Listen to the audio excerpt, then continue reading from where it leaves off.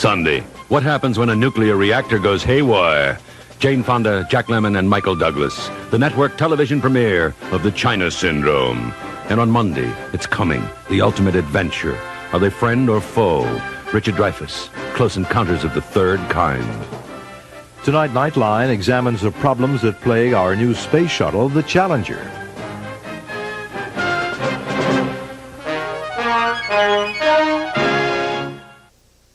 Coming up on Eyewitness News, charges: an East Aurora cop turned his squad car into a rolling sin bin.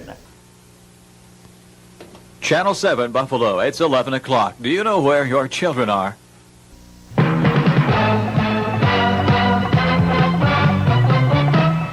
This is Eyewitness News. Now, with Western New York's #1 newscast, here with Don Postles is Irv Weinstein. Topping tonight's Eyewitness News, a grand jury paints a rather ugly picture of the East Aurora Police Department, including charges. One cop spent some of his time having sex in a squad car rather than patrolling city streets.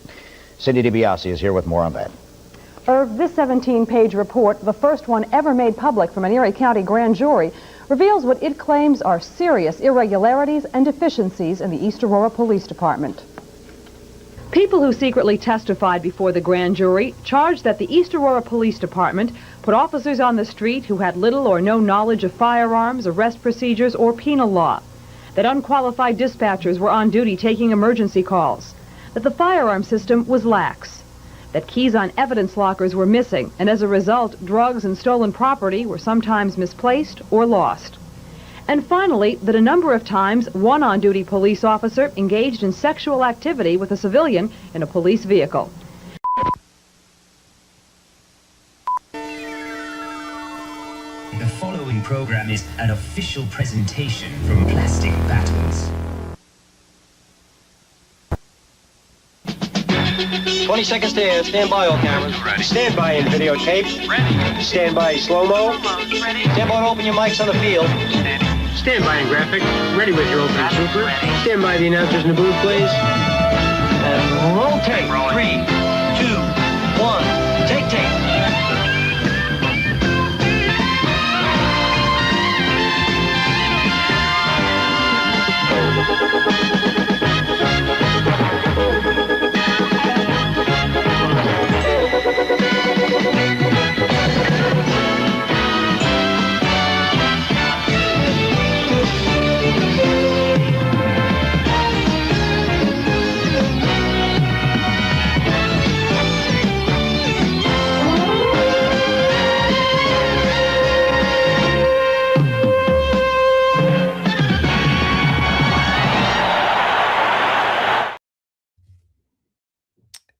Welcome to Monday Night Shootout.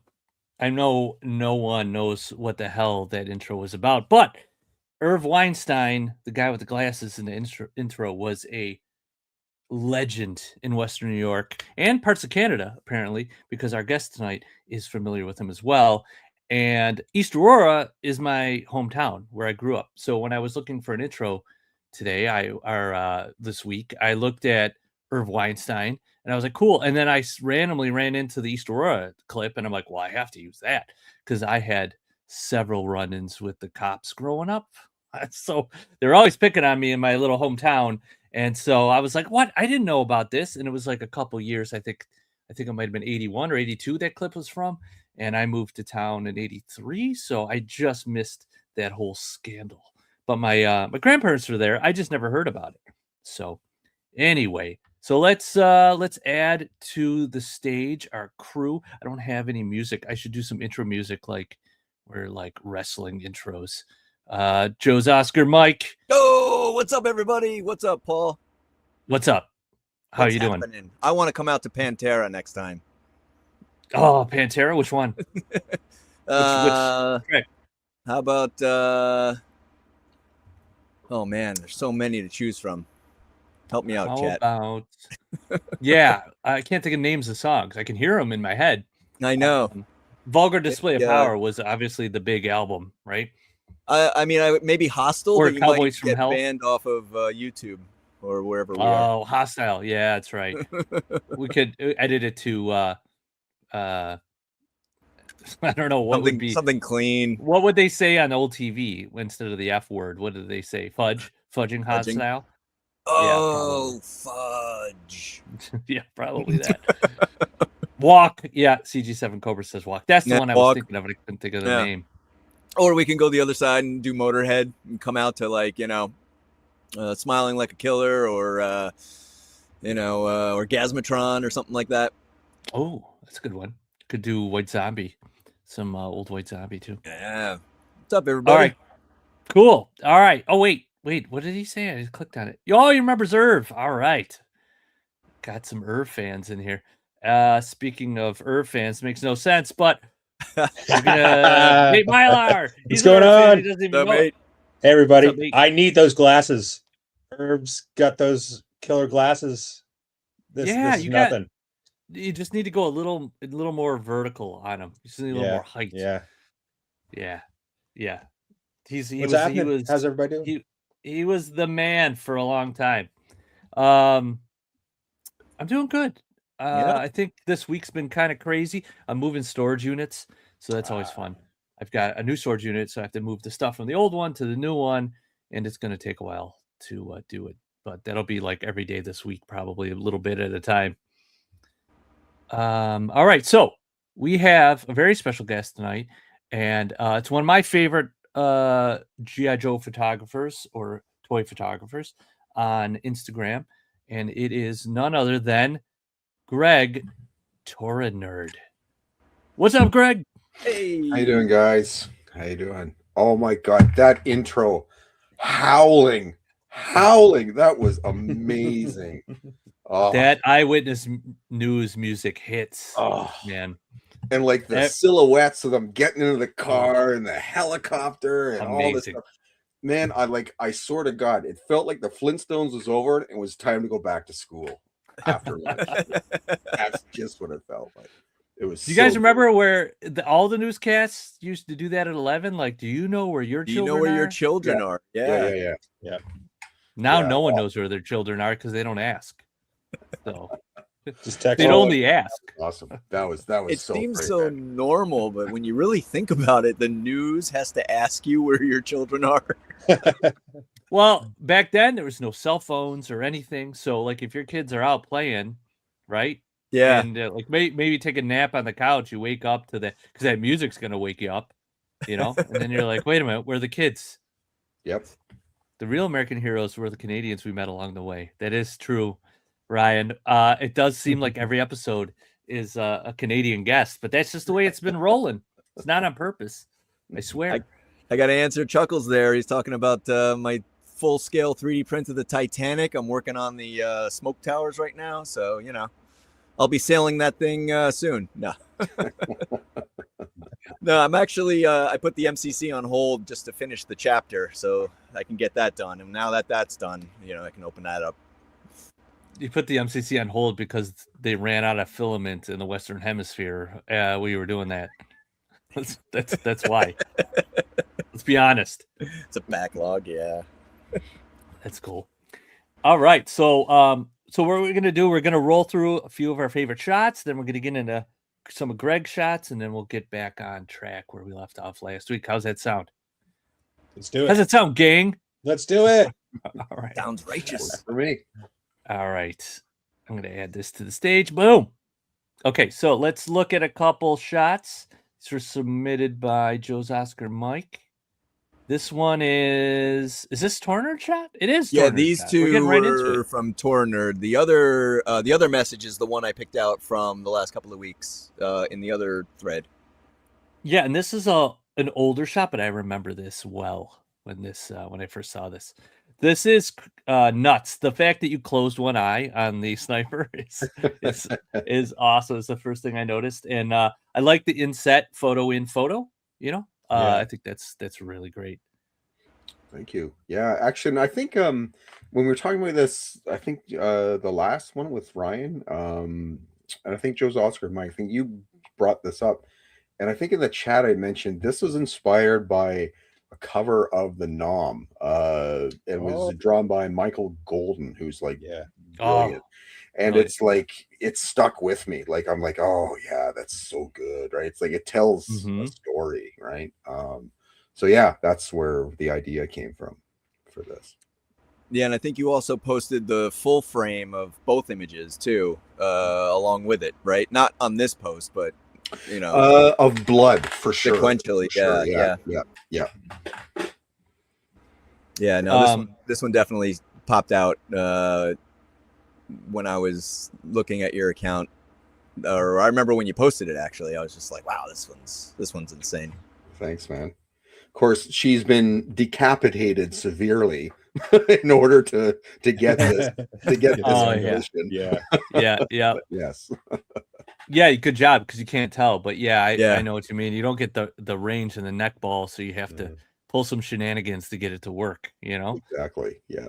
Yeah, it looks great. And this target, this like graphical treatment, like you said in the comic book cover, it's a very common, this like bullseye kind of like scope thing is in a lot of, I want to say, pulpy movie posters from like the 60s, 70s. A lot of my inspirational pulls, like I have folders full of like movie poster pulls, like a lot of the graphical ones will have some kind of, especially like foreign films too, will use like, James Bondy kind of spy movies will have this crosshair stuff, but I that's why I love it so much. So good work, man. Yeah. Yeah, it's fantastic. And here's another one that this one I wanted to highlight just because it was the first time I've seen as I mentioned before, the combination of the classified scale and the old 80s scale. I think if you click on the behind the scenes on the next photo, that's what really sparked like, whoa, you could do this forced perspective kind of thing. And again, I was just starting out, so this was like mind blowing to me when I was looking into this stuff. So and I reached out to him early on, and I was like, man, this is some really cool stuff, and he gave me a few pointers at the time, and really got me inspired. So really wanted to highlight it. And of course, where I got the idea to mix those scales is from the gentleman who is one Brady Bunch square up.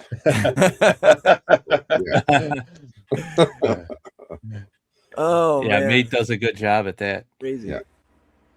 Yeah, and you know what I like too about this is how it's just a simple setup, and when you frame it right, man, it really brings it to life. So what are these crates back here? These are cool. Those are these, like, you see lots of people use them now, and they're actually 118 Joy Toy hanger modules. Yeah, those are great. Like Joy Toy makes like the 125-inch scale mechs, but then they made these hanger modules because it's the backside of them. So if you flip them around, you'll see there's like catwalks that are scaled for 118. That's cool. I use them like this, like all the time for like all kinds of things. Like a shot I just did this week of some Valiverse stuff. I made it like the second deck of like a ship, and it's actually lying on its front. So then these things become the deck plates that are up top. But they just have a great industrial feel to them. And those stairs in the background are 118. But again, put them in the back, and man, I've used them like tons and tons of times, and they're like a easy, quick thing to throw in the back. And if anyone's interested, like you can find them on Amazon for pretty cheap. Like they normally come up from resellers, and you can get them sometimes for like, I mean, 60, 70 bucks Canadian. So that's about like $4 American. So yeah, like you can, they're really versatile. Yeah, this is an older shot too, man, but still phenomenal. I know. Yeah. In backstage earlier, you were kind of ragging on your older shots, but I mean these are phenomenal. So fantastic. Yeah, good work, man. All right, let's look at a couple more. Let's see. This is a great one, Mate sent, and this is Attica Gazette, who's phenomenal at these simple shots. Always outside. Actual sun, actual lighting, very dramatic, just great. I don't even know who that is. It looks like maybe a red laser, Iron Grenadier or something of red laser or black major figure. But yeah, it's good stuff. Canada's favorite sport. He's also Canadian. Attica Gazette is also Canadian. So we're everywhere, man. Yeah, that's right. This photo is either very, very serious and dramatic, or it's just absolutely comedic. You know what I mean? Yeah. Wiped out, and he's like, ugh. That is, yeah. But it is. He does these shots once in a while where he did one with Copperhead where like the water moccasin was like up on its side and Copperhead was like beached and he was like knocked out. He was kind of in the foreground. And I always thought that was one of his best shots he did a long time ago. But he'll do these kind of wrecked vehicle shots once in a while, and I love it. I actually really appreciate he put the tracks into the snow too. Mm-hmm. Yeah, that's huge. I think it gets missed a lot of times with sand or snow where like how did the vehicle looks like it's kind of just dropped in out of the sky. Yeah. It's on the treads too and on the skis.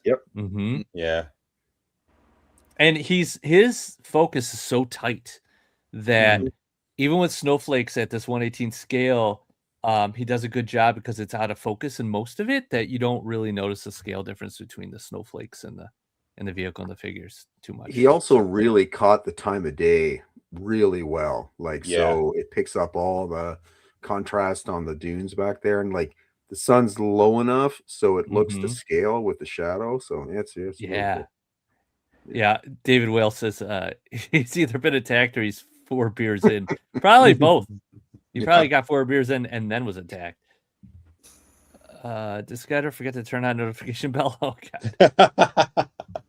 No, I banned Skydro. Just kidding. Okay. All right. What else we got? And then we got a few more. Oh yeah, this one. I mean, this one's phenomenal. Yeah. Great. This I saw this. Yeah. Great action here. Mix of scales also, obviously. Yeah. This is great. Yeah. There's not much really to highlight other than the action of it, and the presence, just the presence that this transformer has is pretty cool. And the USA right dead center. Yeah, and even though Cobra Commander's out of focus, it's Cobra Commander. He's not so out of focus that you can't tell who it is. The color obviously helps. Hey, Wreck Ship. Hey, Wreck Ship. Hey. Yeah, great posing. Right, exactly. Yeah. There's a lot of action here, and it's just such a simple action shot. The dirt thing, that was a thing for a while, and then most people kind of switched to indoors. I do enjoy the outdoors with the actual dirt flying around.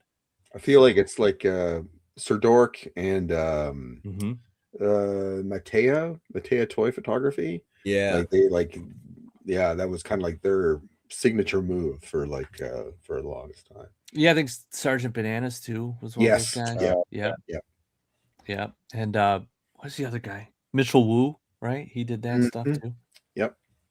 All right, this one, Joe Fontes. Oh my god, he like nails it. But like this, I don't know. The color in the shot is beautiful. That's nice. Very clean. It's a clean shot. Yep. I like Great the framing atmosphere. too. Yeah. The crop on this is really interesting. You know what I mean?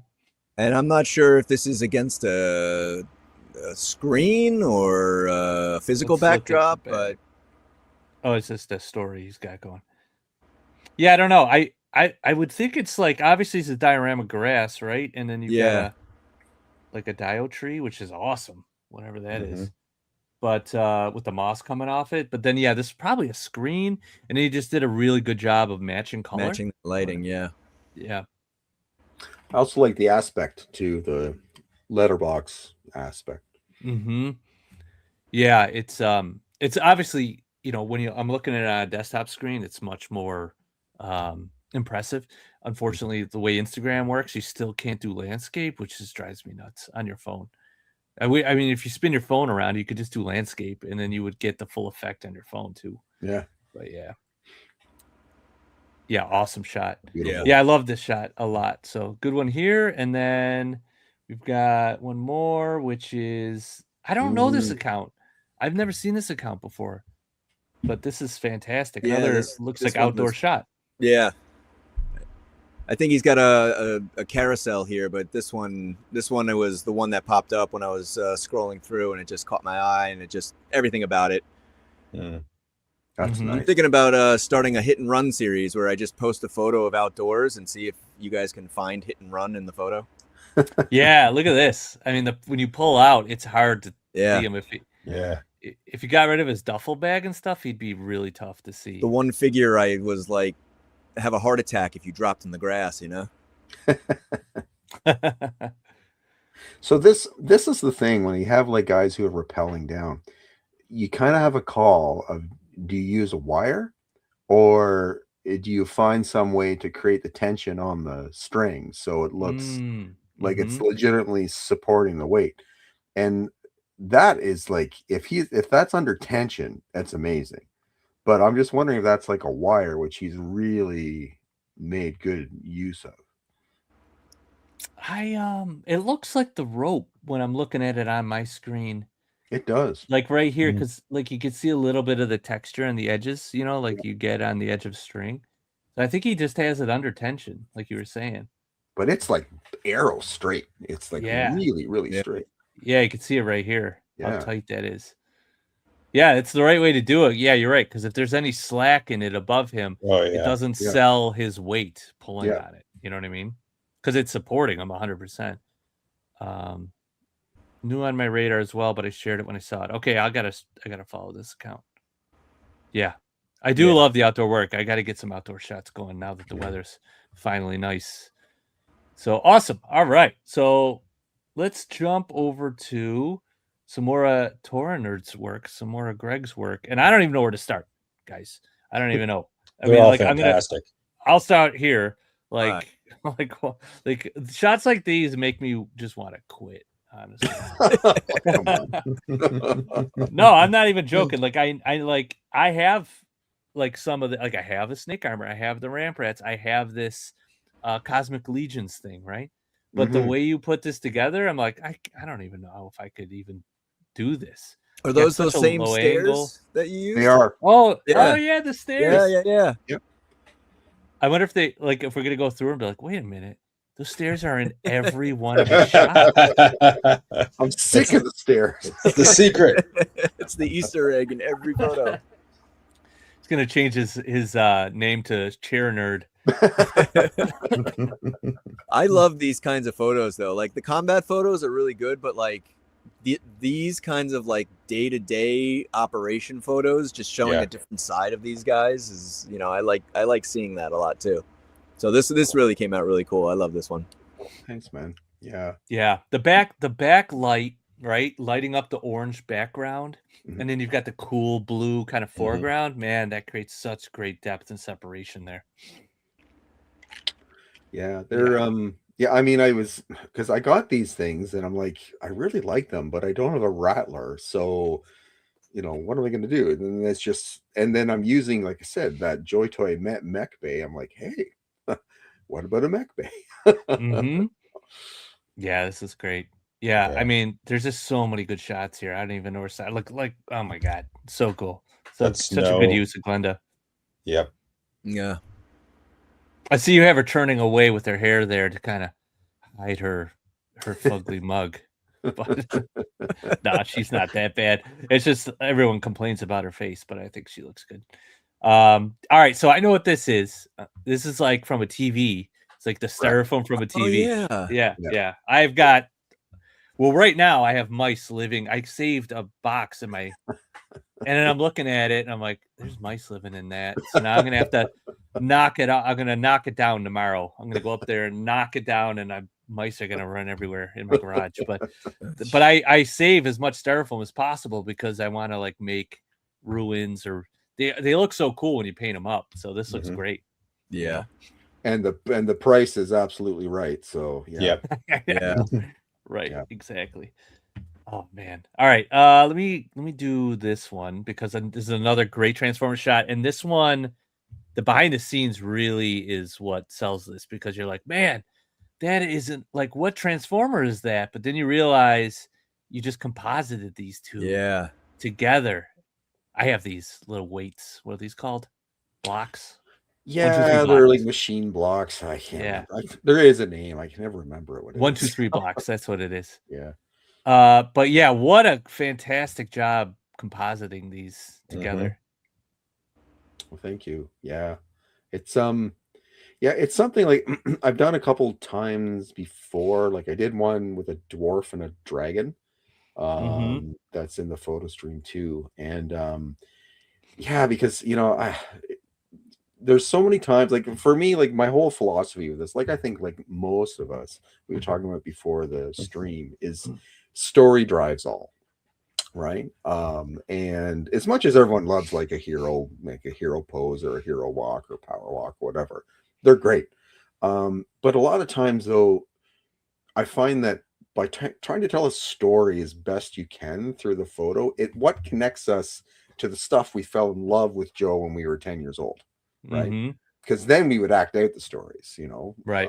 But now, like, as adults, we can do that. The neighbors may call the police, but left to our own devices, we use our cameras for it. So I think like that's why with this kind of stuff, like if I can't have the toys themselves, I need to try to make it still as practical as possible, as tangible as possible, even though I'm nowhere a slave to tangible stuff. But for me personally, the fun is trying to coax it as close as I can, right, to that right thing.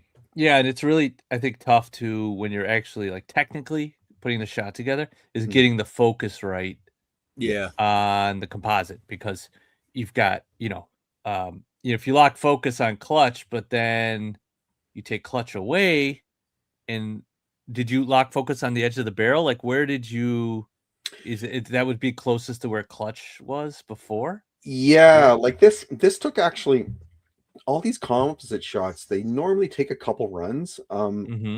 Because like if you have guys who do stop motion, they've got that onion paper software that allows them to overlay kind of in camera almost. But I don't have that. So basically I got to kind of take my best shot. So I normally do one is like the key shot, and in this case it'd be the figures. And then everything is based on that. So then I take the secondary shot with Hound, and then I quickly overlay them using transparency so I can get a general idea. But then I go back and reshoot Hound. So in this case, I need to like readjust his legs, twist him, put him there. But then at that time too, I got to figure out, okay, where's the focus? And with this stuff, like I normally try to keep, again, the focus like in a realistic kind of way. So there will be some drop off in front and behind. But then with the Joe stuff, I kind of play with it a little bit, and sometimes they'll do a multi-focus like here, just because he's so big. He would still be more in focus just because the details aren't as small. You know what I mean? So yes. In here you've kind of got it's kind of a bit of a fudge, but it's also sort of what works in the comic booky world. Kind of thing. No, 100%. Totally. I noticed you got the stairs in the background too. I tell you, man. Are they? I'm looking for them now. Wait, they're there. There they are. It's the whole thing. Yeah. Every shot. Okay, cool. Dude, that's awesome. Even the underwater shot, it's way in the back. No, I'm just kidding. All right, we talked a lot about this last week, but I'll just give a quick look because it's amazing still. So much action going on here. Is that black wrap that you used? Yeah, cinefoil. Is that cinefoil? Yeah. It's cinefoil that was painted the OD green. Okay, you did paint and then it. after I crumbled it up, I just dry brushed it with silver for the damage. Nice. Yeah, fantastic. All right, well, let's do one more. Anyone you want to call out? Any? I mean, we could do this all day. I think maybe the scuba one. Oh, this one up here? Yeah. Oh, I remember that one. Because like I kind of shied away from underwater stuff for the most part, just because it's challenging to try to get it to look right and to, again, try to keep it as practical as I could. and I wasn't quite sure how he's going to do it. But this board that's behind it is actually it's the board that I use for flat water. So that's why there's holes in it, because usually the seal guys are wading through the water. Right. So, but yeah, then when I stood it up and then, I put it in the camera, like, holy shit, it works. So, but then the other big thing is I wanted to really try with this was I wanted to try to do practical bubbles. So if you go farther in the carousel. Oh, there's more. Okay, yeah. Whoa. Yeah. Oh, dude. So I had this idea for these little perler beads and teased cotton glued to plastic packaging. And I wanted to see, okay, I think this will probably work. And then when I put it together, like, okay, I think that's, not too bad. So so this one was the most fun because it was trying two things that I'd never tried before. And that's why photography is so much fun, man. Like it's I keep telling this, like, to anyone who has the least interest in listening to me, why they would, I don't know. But whenever I ask them about something, it's like, take as many risks as you can, because that's where all the fun is. You'll flop a lot, and I flop a lot. But when it hits, oh my god, it's so much fun. It's just that problem solving, kind of like trying to come up with creative ways to solve for problems, and then it is a lot of frustration when you're trying to get it to a certain standard that you have in your mind, but when you nail it, there's nothing more exciting. It's like a natural high you get from that process, which is why I'll briefly say, like, you don't get that if you're just going in and AI and stuff. You don't get it. You could type a prompt, which is basically a Google search, all you want, and there's an art to the prompt. I'm like, there's an art to a Google search too to get the results you want. It's just typing words, but the trial and error of the process, like the final thing isn't the art. It's the process that leads up to the final thing. That's the art. You know what I mean? That's the journey.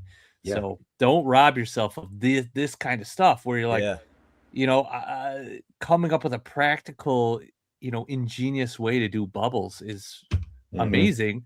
And the satisfaction you got from being able to solve this and have it turn out so well, you can't match that doing it another way, So. Yeah. And I'm so happy you posted this photo of this, because, this could easily be after, photoshopped, or, you put the bubbles in post.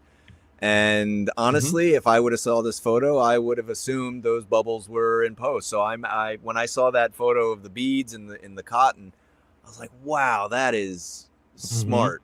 And it's just soft enough in the focus that it would resemble exactly what you're going for. So that's sick. That's awesome. Yeah, aside from my hand was shaky.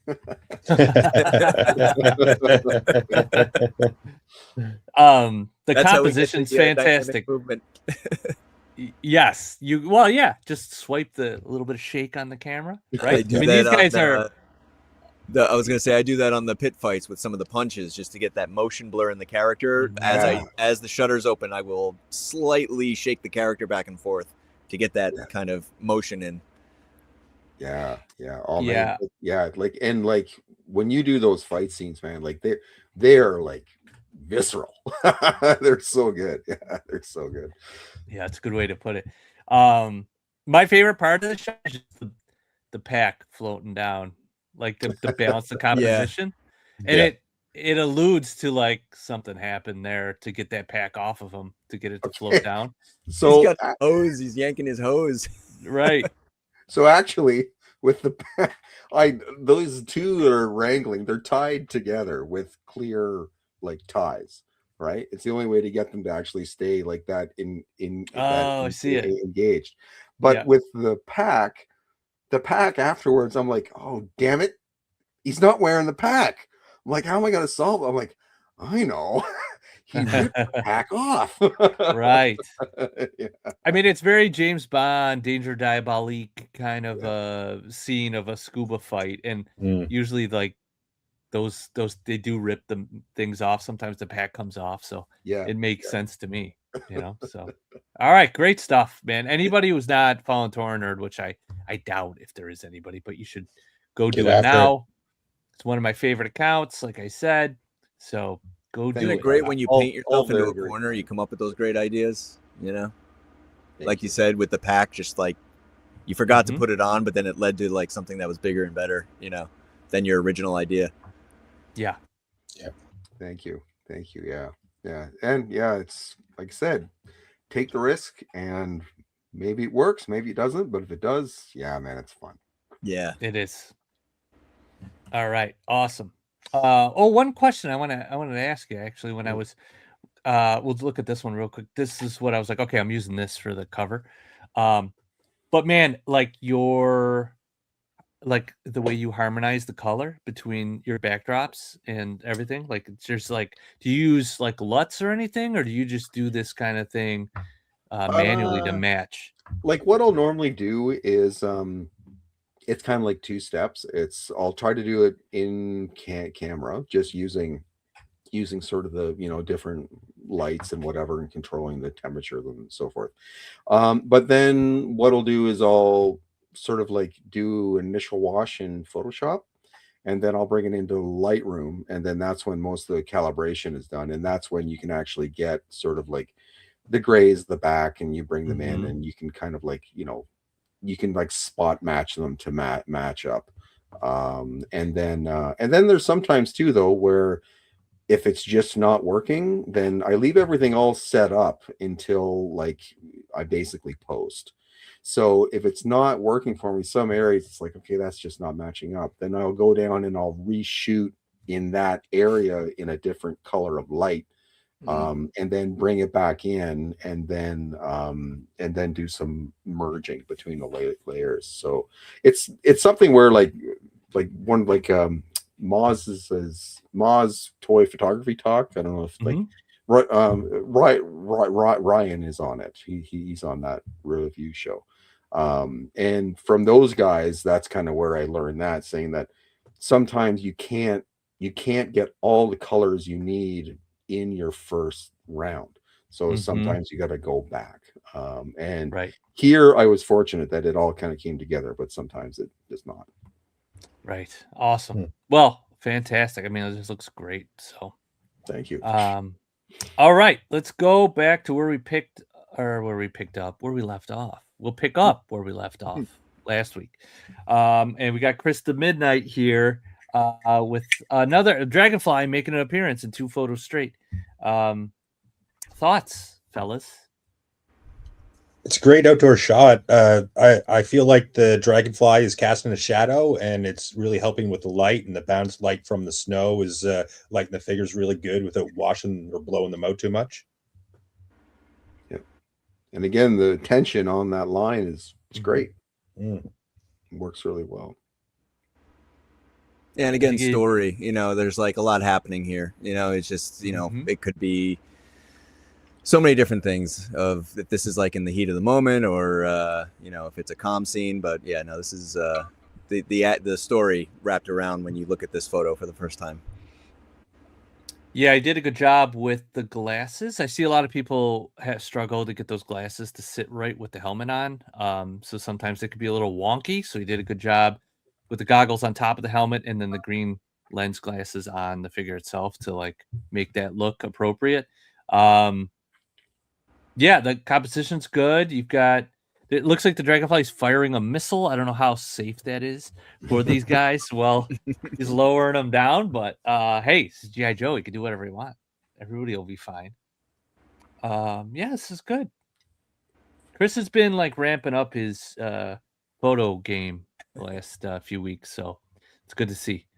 I think he took a break for a while or something. Yeah. Lobo, it's right. Lobo called it. Yeah. What does his file card say? He after college he got lost and got a little weird for a few years, alluding to the fact that he was definitely high the whole time. Yeah, good stuff. All right. Let's. I don't have much else to say. It's another outdoor shot in the snow. I do like to see that.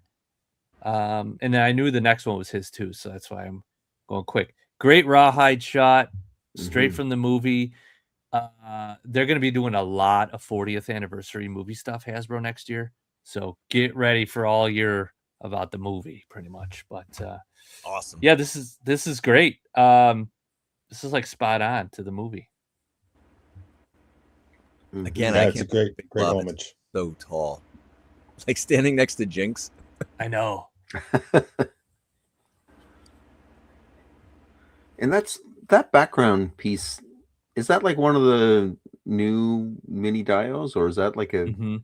Is it? Mm. Not the fence, but the little Yeah. the wall behind Chuckles is the whatever the Joe version of the porta potty Right. thing is. Yeah. I'm pretty sure it's an indoor shot, but I still feel like, you know, the sun is the main light, and it's coming from the high direction, and Mm-hmm. yeah, it helps to sell the outdoor feel.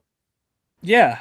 Yeah, it does. You know, Yeah. there's a little Dutch angle on this, which I think it's fine. I'd have to check the frame from the cartoon from the movie, but I feel like there might have been an actual frame when they showed these guys, but I can't picture it right now. I think if anything, just a little more bounce lighting. You know, throw up a big piece of whiteboard just off frame, just to bounce a little bit more light in there, just to kind of fill in on the negative side. Right, on the shadows. Yeah.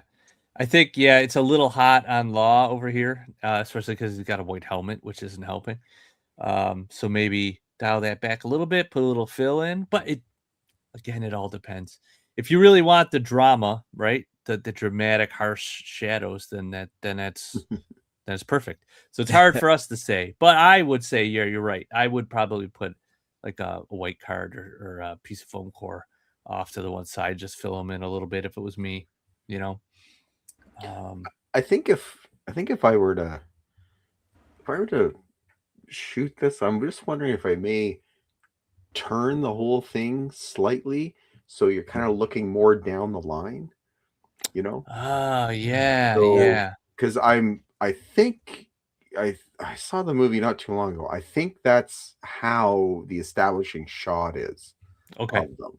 And because, you know, it's like that the Full Metal Jacket, right? Mm-hmm. When he's yelling at them, when, like, you know, he's yelling at, he's in their faces, and you kind of like, you get that face to face, but then you kind of like see them staggered all the way down.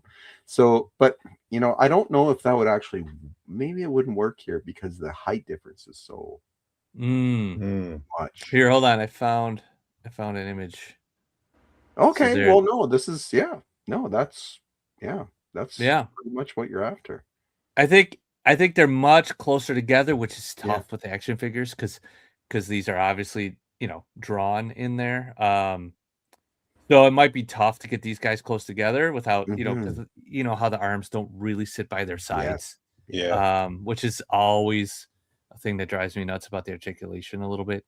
But yeah, I mean, it's pretty much right on, and he's kind of, for the building here, whatever this building is, he's kind of mimicking it with this piece here. But this doesn't have a Dutch angle where this does. So I might have leveled it off, but maybe it was a little boring that way. But they're angled. You see kind of how they're angled? Yeah. So I don't know how he would mimic that, but maybe if he did stagger them a little bit, you could probably have staged them a little bit behind each other instead of directly side by side, and that might have done that. Yeah. But it's pretty close. Too, slightly on an angle, you probably could make them look more side by side. But I mean, these are like minor points. It's like a fantastic shot. Oh yeah. Yeah.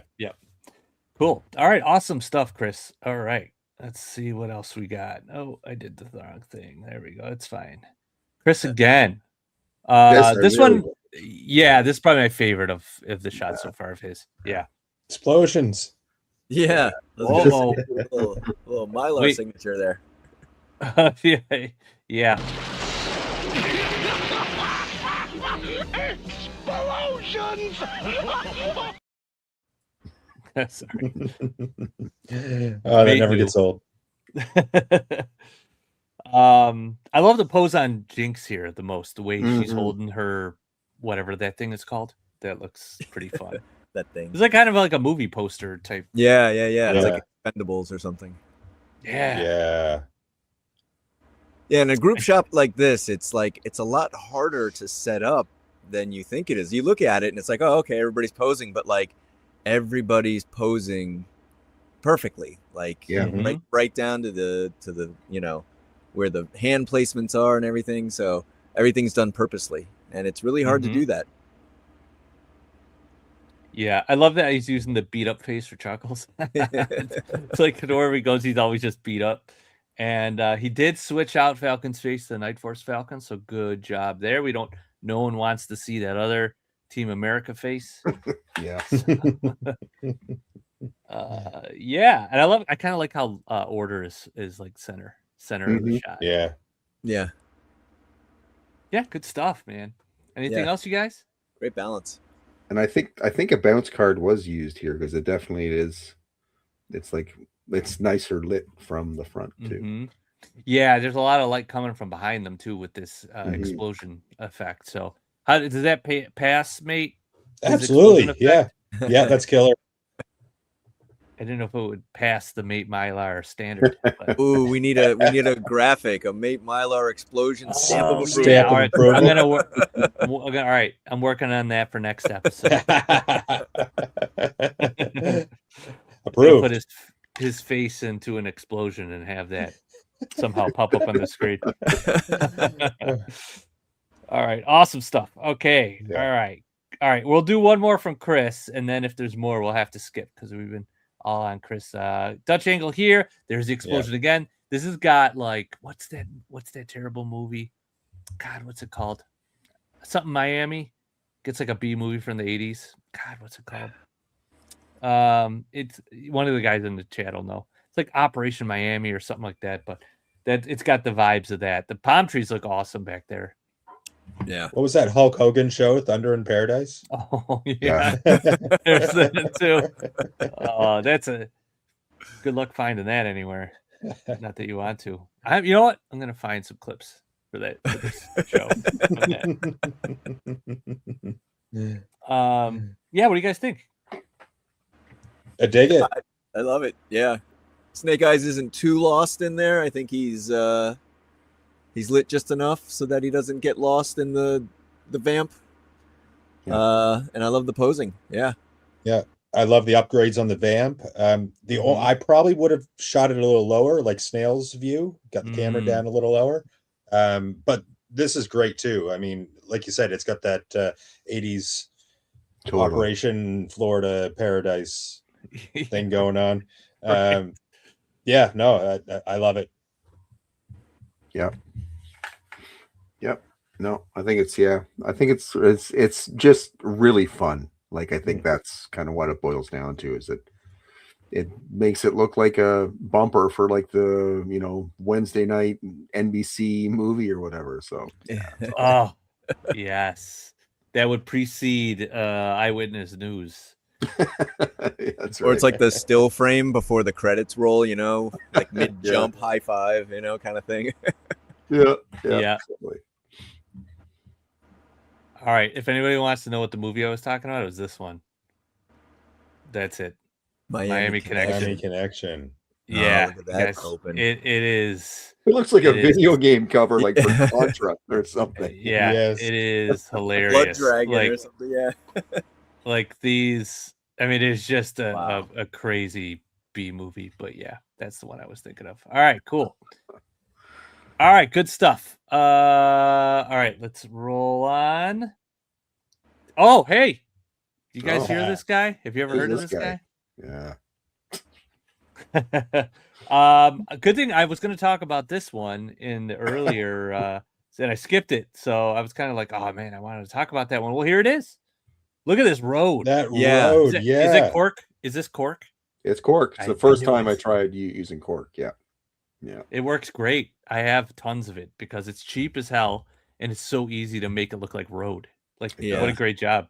Yeah. The thing curls like a taco, though, man. Holy crap! It's brutal. Oh, is that right? When you hit it with yeah. If you buy a roll of it, it's already rolled, and then if you put a lot of paint on it, it'll start to curl up. Yeah. It's like porous and something, so it starts to like you need a special kind of glue. Blah, blah, blah. But anyway, but no, it's it works. Like I've saw so many people using it, and for everything like road, concrete, like wallboard, and like, oh my god, this stuff is amazing. But yeah, Is that a backdrop you have, like, or is that the TV? I can't tell.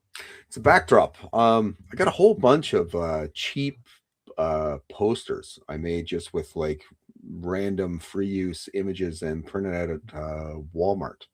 Oh, And perfect.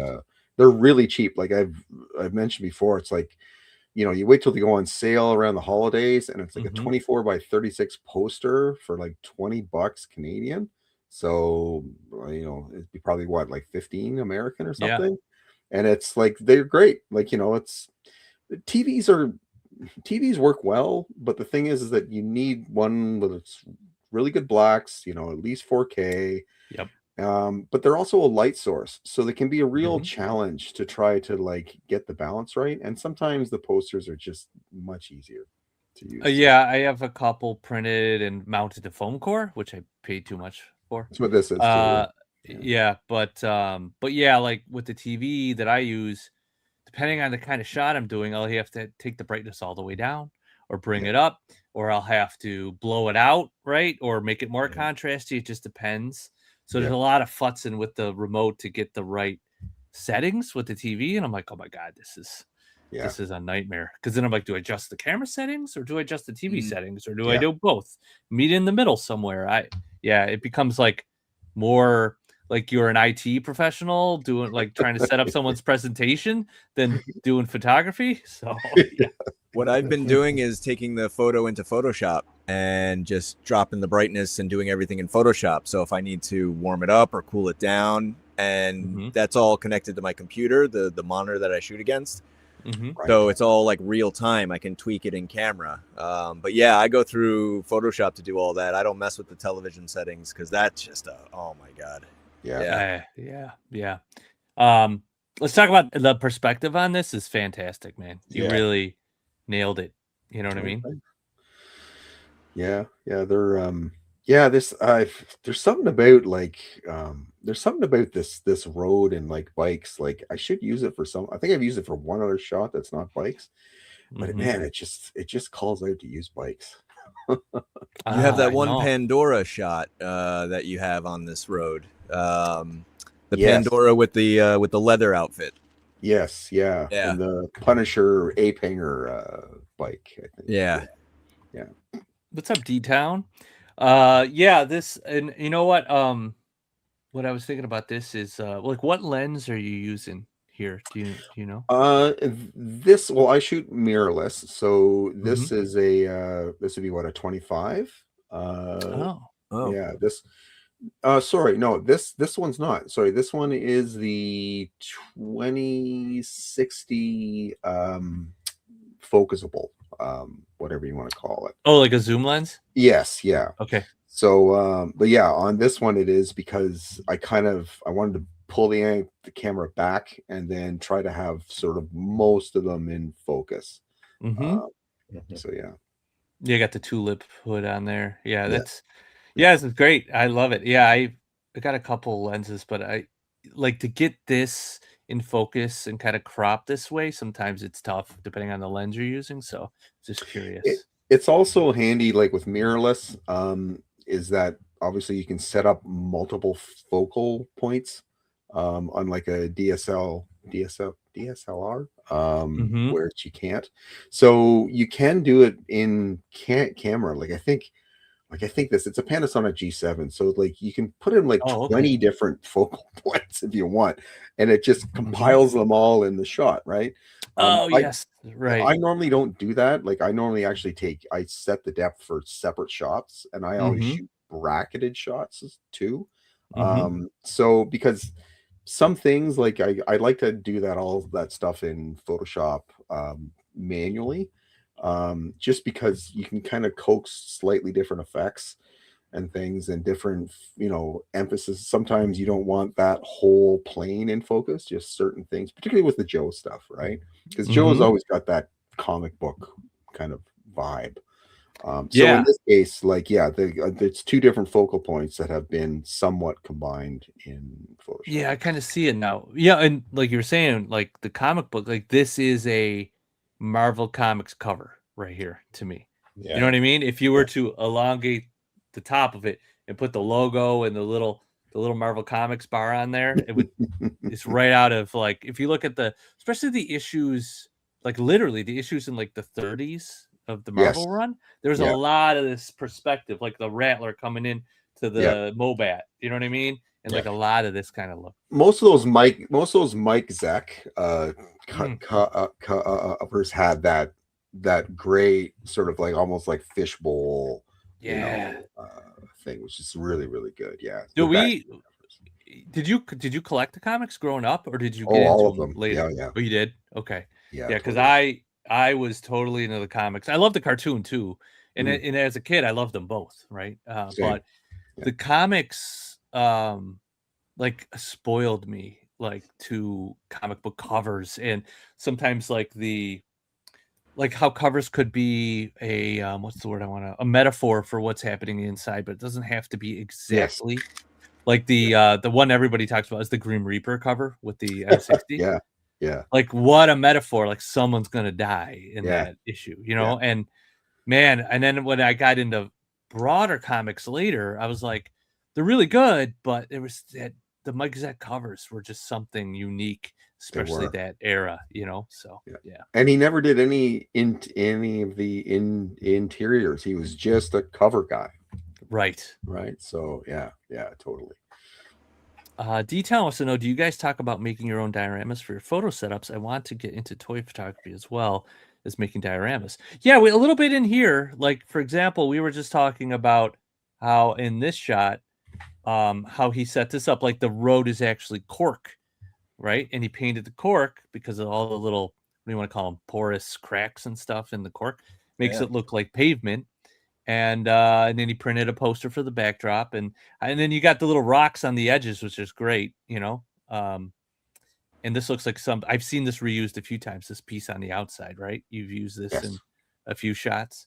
Are those all glued down? All those rocks? I know the rocks along the road are glued down, but like on the outside, are those placed, or is that one piece? Yeah, I mean, on the far right is kind of, that was a World War II one I did. It's like a Saving Private Ryan kind of thing, where the seawall was in front of those rocks there. But the seawall wasn't attached, so then I sort of use that sometimes.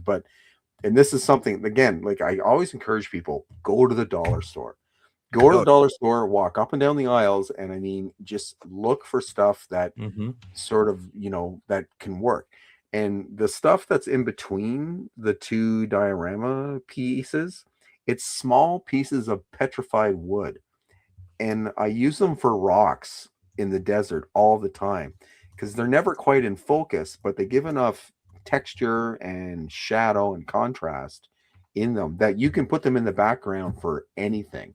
And they just provide something just to break up the horizon line, you know, or to just, you know, sort of add some background detail that you can shoot against. Yeah. Paul Morales is here. What's up, Paul? Hey.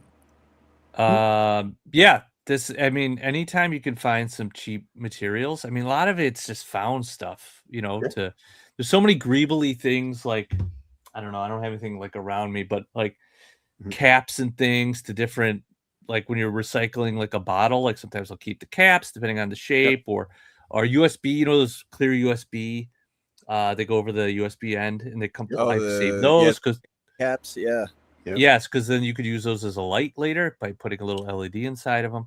So like anything like that, I try to save, you know, just for future use, because you'd never know. I just have bins of that stuff.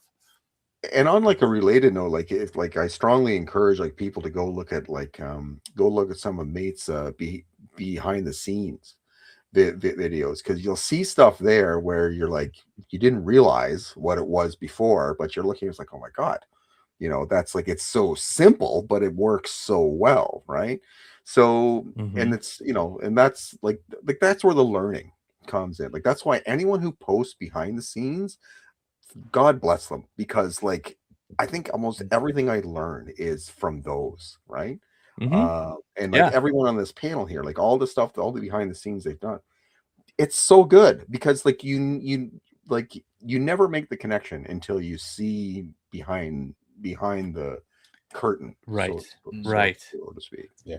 Yeah, it really rounds it out. Like seeing this is awesome, and then seeing this is like, okay, now it comes into focus. Yeah. No pun intended, but like this, how you kind of came up with this. But yeah, those are good advice, Greg.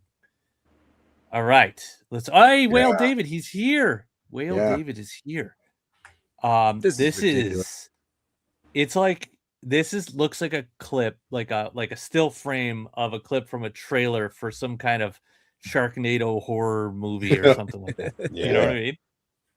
This definitely looks like shot in a swamp, you know, like just figures in the swamp, put the camera in a bag or a box, you know, like a glass box. Yeah. Hey, Cooters. Yeah. Still the best avatar in the game.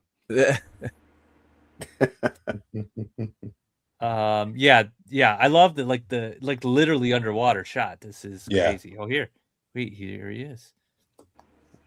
Hey, you know what though, Whale David? I don't know what is this dinosaur called? I don't know what that's Mosasaurus, called. I think. Oh, all right, you got it. I was gonna say it needs to be a whale. Like, what's going on? Yeah. Actually, Dave, well, Jim's his actual name. He's like a king of these things. Like, he's got so many underwater pictures in his account, and they're all awesome. Like, he's like, of our sort of like Toronto area, you know, photographers, he's like the go-to guy on how to do this, and it's all shot up at his cottage. And just after we started talking, turns out that my childhood cottage and this cottage he's at now, they're like within eyesight of one another.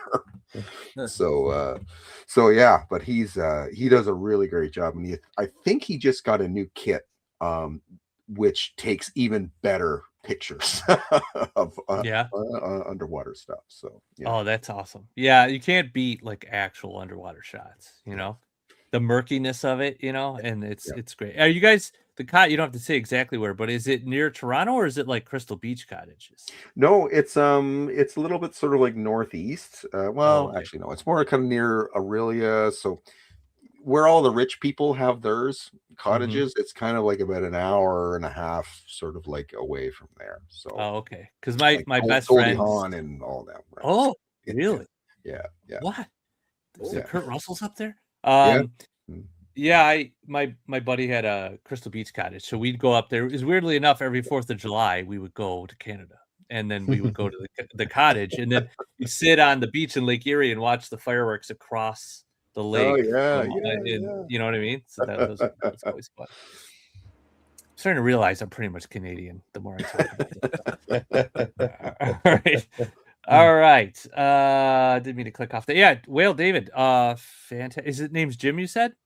It is, yeah. I don't Jim, think he's awesome in the stuff. witness protection program, so I think he can do it. So. Yeah, fantastic stuff. Yeah, love it. Okay, all right. Tim's Toy Box. There's some motion going on here. Oh, this is like part of a collab or something. What do you guys think? I feel like is this a continuation of the previous ones? It looks like that we saw with that warmth contrast there with the purple backdrop. But I love it, and the zoom just gives the action a little bit more punch. Yeah, it's a continuation of that fight scene for sure. Yeah, really dig the colors. Talk about a close shave. Look at that. That's the extreme set, I guess. I'm guessing. Yeah, I think it is. It looks like, yeah. Save 15% when you use code SkyDrill.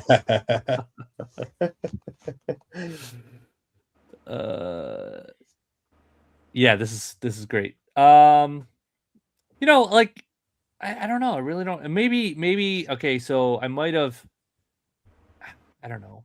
Well, you got the guy back here, so maybe you wanted to get him in there.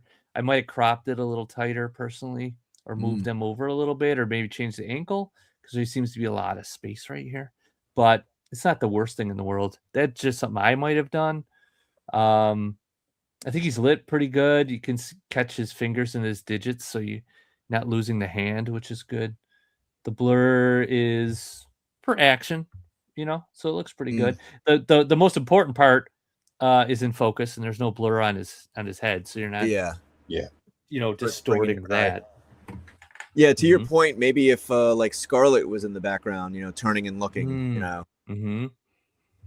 Yeah, or like, maybe this guy was a little closer, and then maybe you could have like played with the crop a little bit. Maybe the angle would have helped you crop some of this off. But good stuff. It's a good shot. All right, unless you guys got anything else. Got any scathing criticism? No. All right, that's good. All right, let's roll. We got a lot to get through. Hey, it's this guy again. You've already gone through some of mine. Just go. Well, how could? Can we talk about that splash? Can we talk about that? Yeah, let's talk about that. Okay, so there's that.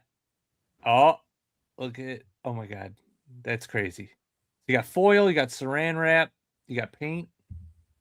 Yeah, I wasn't. Yeah, it's okay. I don't know.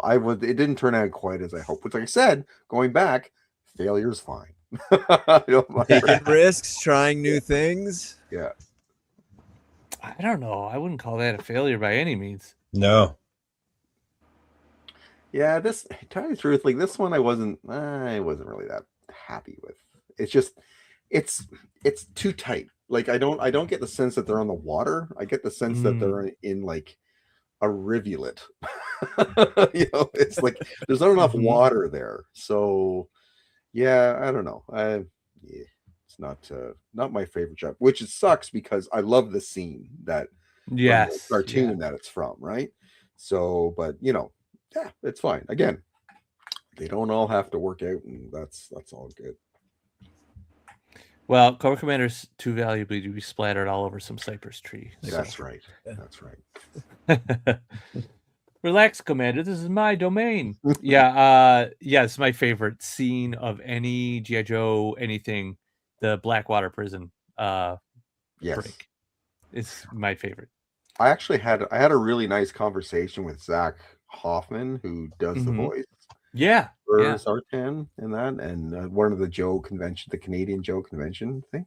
And man, he was just the nicest dude. Like he was just, talking about Toronto and the places that he, been up to visit and all the stuff with his wife. And yeah, it was just like so pleasant. It's like such a nice guy. I've never had the pleasure of meeting him, but I've heard from others that he is exactly what you said. Like super nice. My favorite voice actor in G.I. Joe is Zartan's voice. Of course. Hands down. Yeah. All right. We won't spend too much time because I know Greg's getting a little self-conscious about it, but I think that's an awesome shot. So thank you. But I get it though. I am super critical. As soon as I post a shot, like 5 minutes later, I'm like, I hate this. This is stupid. I shouldn't have done this. What the hell was I thinking? And people are like, it's great. I'm like, yeah, sure, whatever, I guess. Yeah. Justin's gonna call out my knee placement.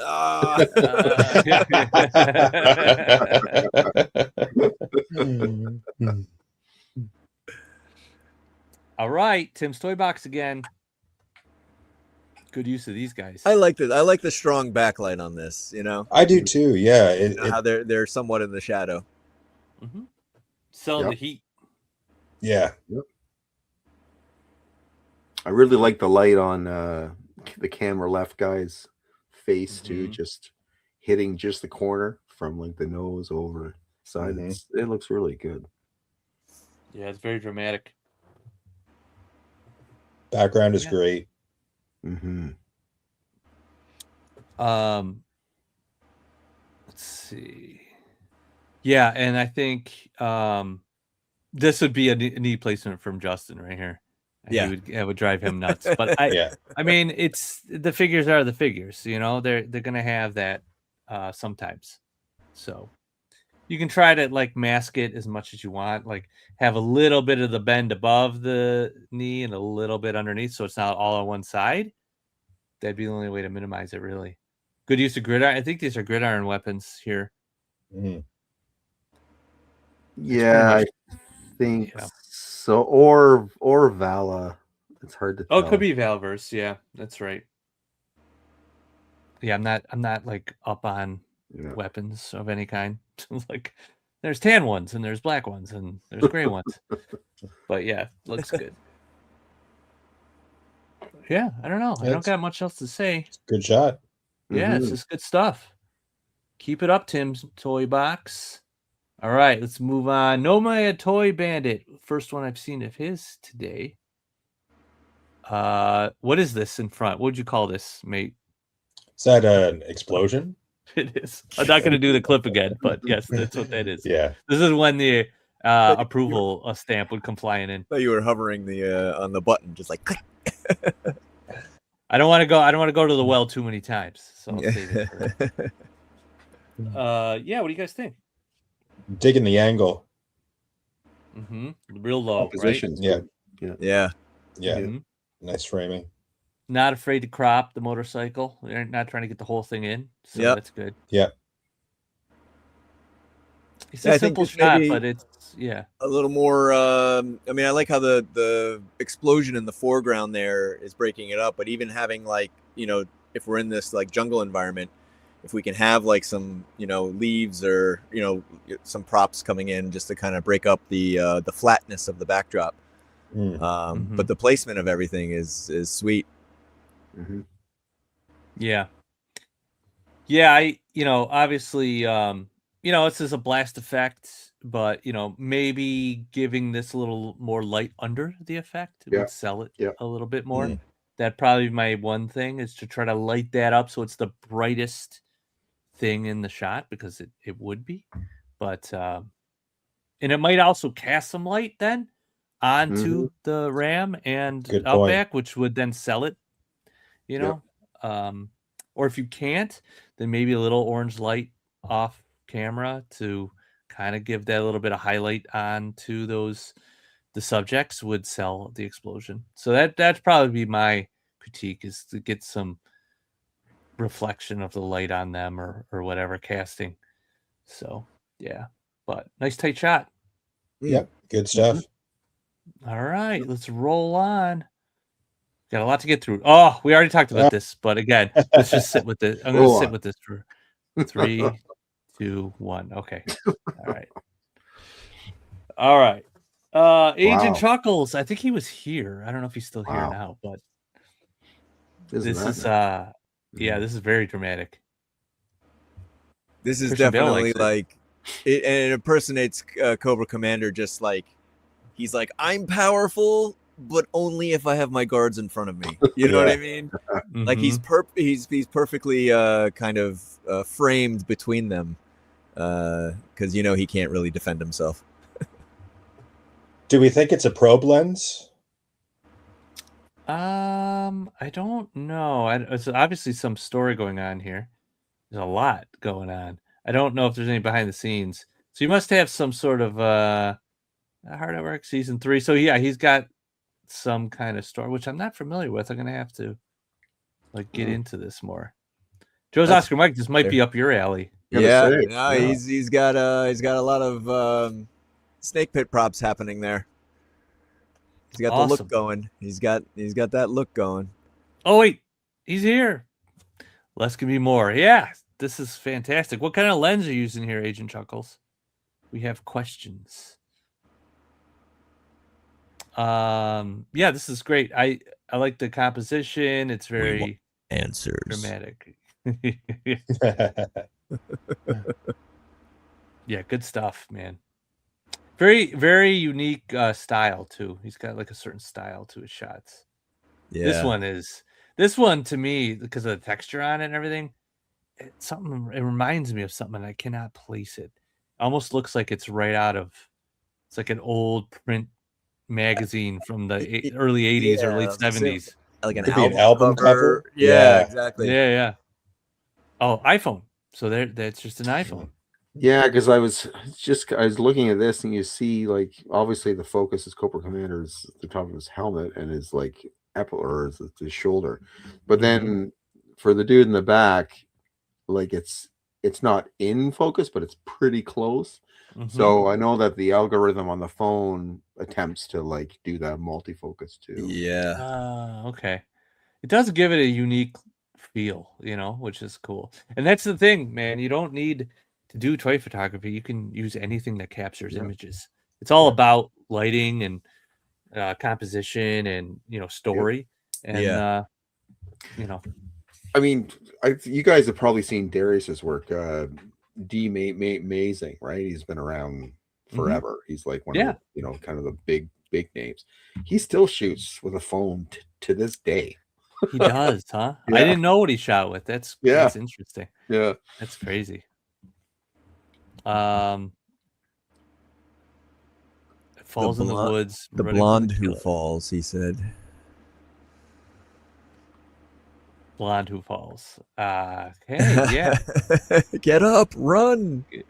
It's the one where it's just like it's like the trope, right? Where trips and falls, or I have a clip for that, or a trope like this. $2.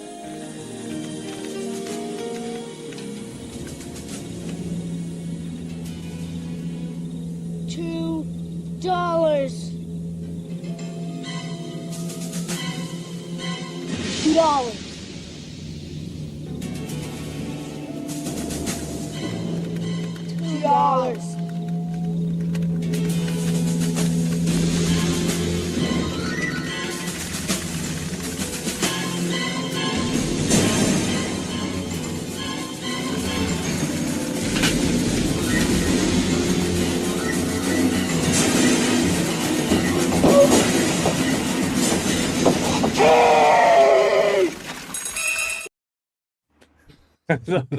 Can't find the keys when you're running from somebody trying to kill you or get $2 from you. Yeah, What was I know that they're scene long from clips. Scary Movie where she says, "Oh, and I bet you'd think I'd twist my ankle," and she like breaks her own ankle as she's running away from the killer.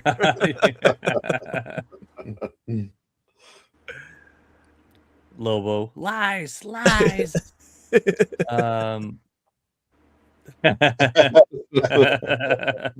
That's the point. I want these like random callbacks. So like a lot of people are like, this looks familiar, but I can't place it. All right, good stuff. Good stuff, Agent Chuckles. Let's roll on. Whale David again. This is an interesting kit bash he's got going on here. It's Law's head, right? Yep. This is really cool. Like he was saying that like he wanted to do this like pulp adventurer, kind of like Doc Savage kind of like guy and that. And I think it comes together really, really, really well. I have this Doc Savage guy here. Exactly. Yeah. I just checked I go to the library on Fridays and I checked out a whole Doc Savage collection from the 70s. It's pretty good. I didn't get through it all. Probably take it back, but it was good. But I love anything pulp novel or pulp kind of films and stuff. So this is like, as soon as I saw it, that's what I thought of. Like, talk about telling a story with a very simple image. Like you get a feel for this right away. Yep. Yeah. No, it's a beautiful shot. Like the bokeh in the background is just like the right amount. So, you don't like it keeps the scale, and the few kind of small ferns he has, they're small enough to like sort of like, to play off against the size. And just the whole, I also love too, like the way that it's like he's looking sort of up into the side. So it's kind of got that, that classic chiseled jaw, adventurer kind of thing. Yeah, totally sells it. Yeah, good stuff. Yeah, that's the recipe right there. It's a great kit bash. I love it. That's what's so much fun with these figures, as long as sometimes you have to do some fudging with the neck ball and stuff, but for the most part, they're pretty interchangeable, and you can create some great kit bashes without doing like a lot of customizing other than kit bashing parts. Yeah, good stuff. All right, awesome. Well, David, keep it up. Oh, we saw this, but awesome. Keep going. All right, I keep going.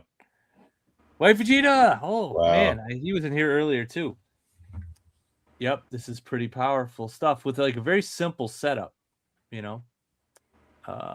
Something I didn't really think about is like how easy it is to heat up the legs and pull the boots off, too. Huh. Yeah, it's great. Yeah, it's good. Good stuff. Wonder how he has the gun supported there. Yeah, it's just kind of like resting on the boots, maybe. Not sure. There's a lot of weight on the top, so I'm not sure how he's. Maybe he's got a toothpick in the blast effect and pushing it into Yep. the thing. Mm-hmm. That's a That would do it. good. Yeah, it's a good idea. That might be what that is. Yeah, it's real simple setup. I don't know what the backdrop's from. It looks like it's from packaging. It's a display, I think. It's like a 9x9 display. I ordered that thinking it was a lot bigger early on. I was like, I can't wait to set this up, and then I got it, and it was like this small little cardboard box. I'm like, there's no way this thing is in here. And then I opened it up. Okay, yeah. I guess if you get tight like this, it'll work. You know what I mean? Yeah. Lighting's nice. The top down, like the God lighting here is nice. Mm-hmm. Yeah, good stuff. Yeah, clean setup. Yeah, it's just real simple. It's just an honor, you know. It was a Memorial Day shot, so it makes a lot of sense. Yep. So good stuff. All right, awesome. All right, let's see what we got. More White Vegeta. This is a Toy Mercs maybe collab or crossover or something like that. Is this? Wait, is this? These might be just like behind the scenes, or no? He's just doing different angles. I don't know what's going on here. You got to be careful on the. I don't know what's happening there. I'm trying to figure out if there's a glare or if Fortnite gliders. No? Yeah, it is. It is.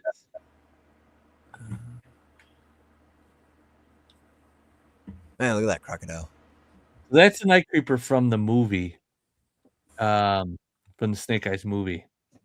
It's like a 5.5 inch or. Yeah. Yeah, I have a few of those. That's before I got those before they came out with the actual Night Creeper for the classified line. Did they have an action figure or action feature? I can't remember. Yeah, it was like a spin, like at the waist. Yeah. Like you pull it back and it spins around. You know. I don't know if this is all part of a story, but like it looks like it. I be careful here. I'm not sure with the depth of field what's happening. Like the arms are getting blurred away on this one. Yeah, it looks like there's like a cropping or going on there. But it might just be behind the scenes or something because you could see the stand and everything too. So I'm not sure which one's which. I would say I'm going to just land on this is the photo he went with. Mm. And yeah, it's pretty good. There's a little bit of like out of focusness happening here, but it depends on who the subject is. Yeah. Not sure where the blood's coming from. Maybe his chest. Is it maybe Snake Eyes is pulling the sword out? And that's what you're seeing? I tell you, that little break in the trees there, at first glance, I thought that was like smoke. Like that's what I thought too. Coming off the swords there, yeah. Cool. Yeah. That would be funny. Yeah. So, yeah, there's some things here, like the framing. He's trying to frame it with the trees. Yeah. I get that. That makes sense. The dial materials are nice with the moss. It's broad daylight, so you're getting the real light. I would say it's tough to pose this Night Creeper. He does not have the articulation a classified figure has. So he's going to be a little straight up. I like the low angle, you know? Yeah, the angle is great. The only thing I maybe would have done is sometimes, and I mean, I come across this all the time when I'm taking my own shots. I set everything up, take it. Then I realize that I've blocked the face of one of the figures with my arm or hand or the weapon, and then have to go back and reshoot. And like that's, I feel like if it was dropped down slightly, that left arm, then you could see his face. Yeah, it's a good call. Yeah, I would have I like the low angle, so yeah, I would have probably dropped the arm down, and maybe it depends on what his focus is because of the way they're staggered. They're not in line, so if you focus on Snake Eyes, Night Creeper will be a little out of focus, and vice versa. So I might have focused on Snake Eyes though. That might have been the way I went on this one, just because this guy's, not the best figure, so not his fault. The interaction between the two is good though. Yeah. And even possibly just as another way to look at this photo is if we bring the camera more around behind the Night Creeper and maybe even possibly framing Snake Eyes in between, the sword, the arm, and the Night Creeper's head in that little gap. Yep. Right over the shoulder there. Yep. Yep. Yeah, that might have been a thing to do. And I don't know how he has this set up necessarily. It looks like it's on some sort of table. You can kind of see here. Oh, it's like on top of something, but yeah, it's a piece of something it's on. So, at best, like I think he's shooting with his phone, so he could just kind of easily swing around on the angle. So maybe he's got several angles on those shots. So yeah, maybe just a little bit this way. That might have helped tighten them up too. They would have gotten a little closer together, so you didn't have that gap between them. So, I've also noticed on cell phones too, when you're taking photos, if you want to kind of close that gap, if you bring your phone back and zoom in, it'll close that gap a little bit more. Yep, it's true. Yep, the focal length changes. Yeah. All right. Yeah. Good advice here. But yeah, keep going, Vegeta. Good stuff. All right, Tim's toy box again. We've done a few, but this is the Memorial Day one. Probably, I want to say it's around the same time as the Wave Vegeta shot. It's got the flag, so probably it. Although it's probably touching the ground, so it's probably a no. But we'll let it go here. A little blown out, I would say, here. So I might try to reel some of that back. Yeah. You know what I mean? The focus is a little soft too, but it's hard to tell. But I might have tried to dim this down a little bit. And he's got a stylized one here. But I like the idea. I like that he's not dead center. I like that he's looking like the longer side, he's looking toward that, which is good. You know what I mean? Yep. Good crop in between the ankle and the knee. It's maybe a little above the ankle, which is good. Not right on the joint. I like the pose. Little headroom. Yeah. And Pose is good. Maybe he's picking the flag up off the ground. There, I like that. Yeah, maybe. Maybe it fell over and he's picking it up. There's good weight to everything too. Like the flag feels like it's going straight down, but it's blowing out a bit, or he's picking it up and it's dragging on the ground a bit. Yep. Good stuff. All right. Yeah. Awesome. All right. Good advice there. And then we've got toying around. Hey, clever girl. Yeah. Yep. Poor Ricondo. Oh man. It almost looks like he's telling him something. You know what I mean? He's telling Ricondo a secret. He's like, I feel like this. Hey, I love the whole shot, the lighting, the leaf, everything. I feel like though this photo would benefit from a tighter, more 16:9 crop. You know, if we really just kind of letterbox this photo a little bit more, where the bottom of the frame is maybe right across, Ricondo's midsection. I feel like it would hit a little bit harder, but I love this. Again, I love story, in every photo when immediately you can pick up on what's happening. Yep. Right. Yeah, you immediately know the reference here. Oh, well, that's yeah. Yeah, like the pop culture. It's kind of part of our. What is it? What's the word? Zeitgeist? Is that the word? Yes. Yeah. Yeah, this is good stuff. Yeah, I agree though. I might try a tighter crop, or maybe just like the previous shot we looked at, maybe like a slightly different angle. Like I might have slid over a little bit, so they're not like literally just parallel to each other. What do you think, Greg? Yeah, no, all those things, and I think that the focal depth for the back is good because you can just everything's sort of like a little bit out, which is good for scale. I think the only thing I also want to do is just adjust the sight lines for the eyes on them. That Ricondo's sort of looking up her nose. Now it could be like focusing on her teeth, which is the main threat or whatever. But typically, like the eye to eye, you'd kind of want to go for. So I'd probably tip her up, like tip his eye, hit the head up a little bit, so looking into her eyes. And then I find too, like if you kind of like you can add some drama to it to creatures by turning their heads slightly, so it's Yeah. so that like it's kind of like that good boy dog kind of thing, Yep. And then that's sort of like it just gives them a little more like humanity, in actually no, a little more intelligence. I guess that's what I'm sort of after. Yeah, I instinctively do that on all the like I tilt their heads slightly, like to an Right. angle, right? Right. Because it almost makes them look like they're processing a thought, That's right? right. Yeah. Yeah, exactly.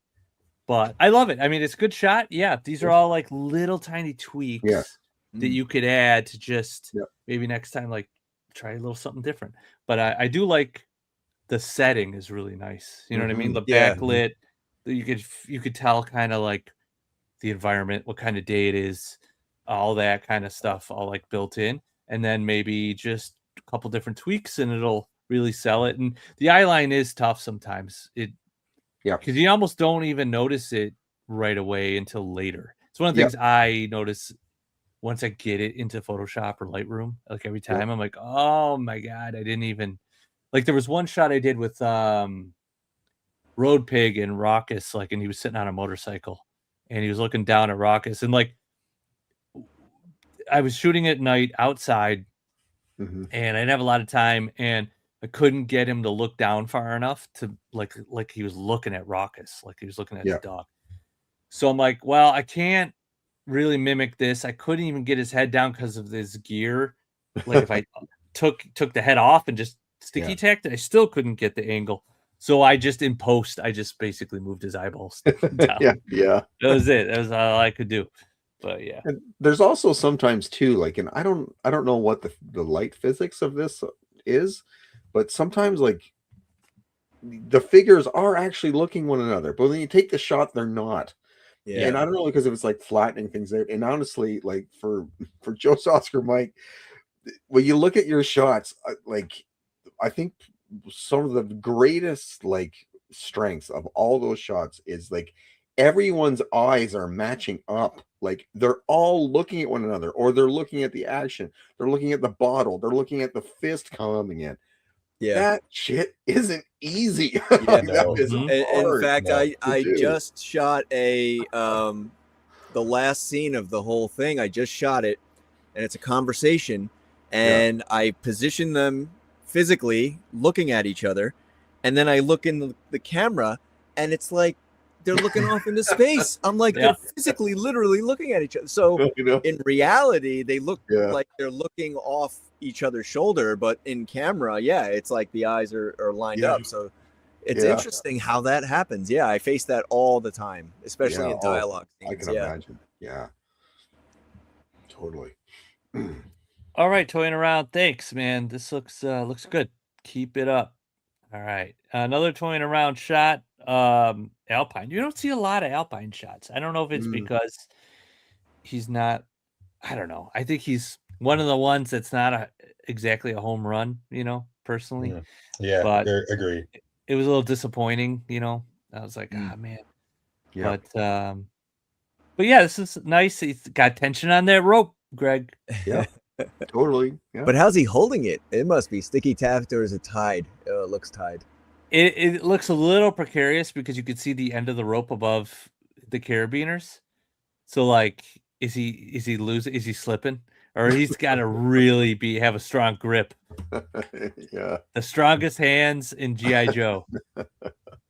Hey, plot twist. The goat is actually glued to the rock, and the camera was tilted sideways like Batman. Yeah. It might be. Yeah, maybe just put I like the goat in the background. The goat's kind of like, what's that guy doing? Just kind of looking at him. Yeah, it's fun. He's going to new heights to fight Cobra. That's what the caption says. Just wrapped around his hand. Okay, so he just wrapped it. I see it. Yeah. Nice. Okay. Go ahead. Goatbra Commander.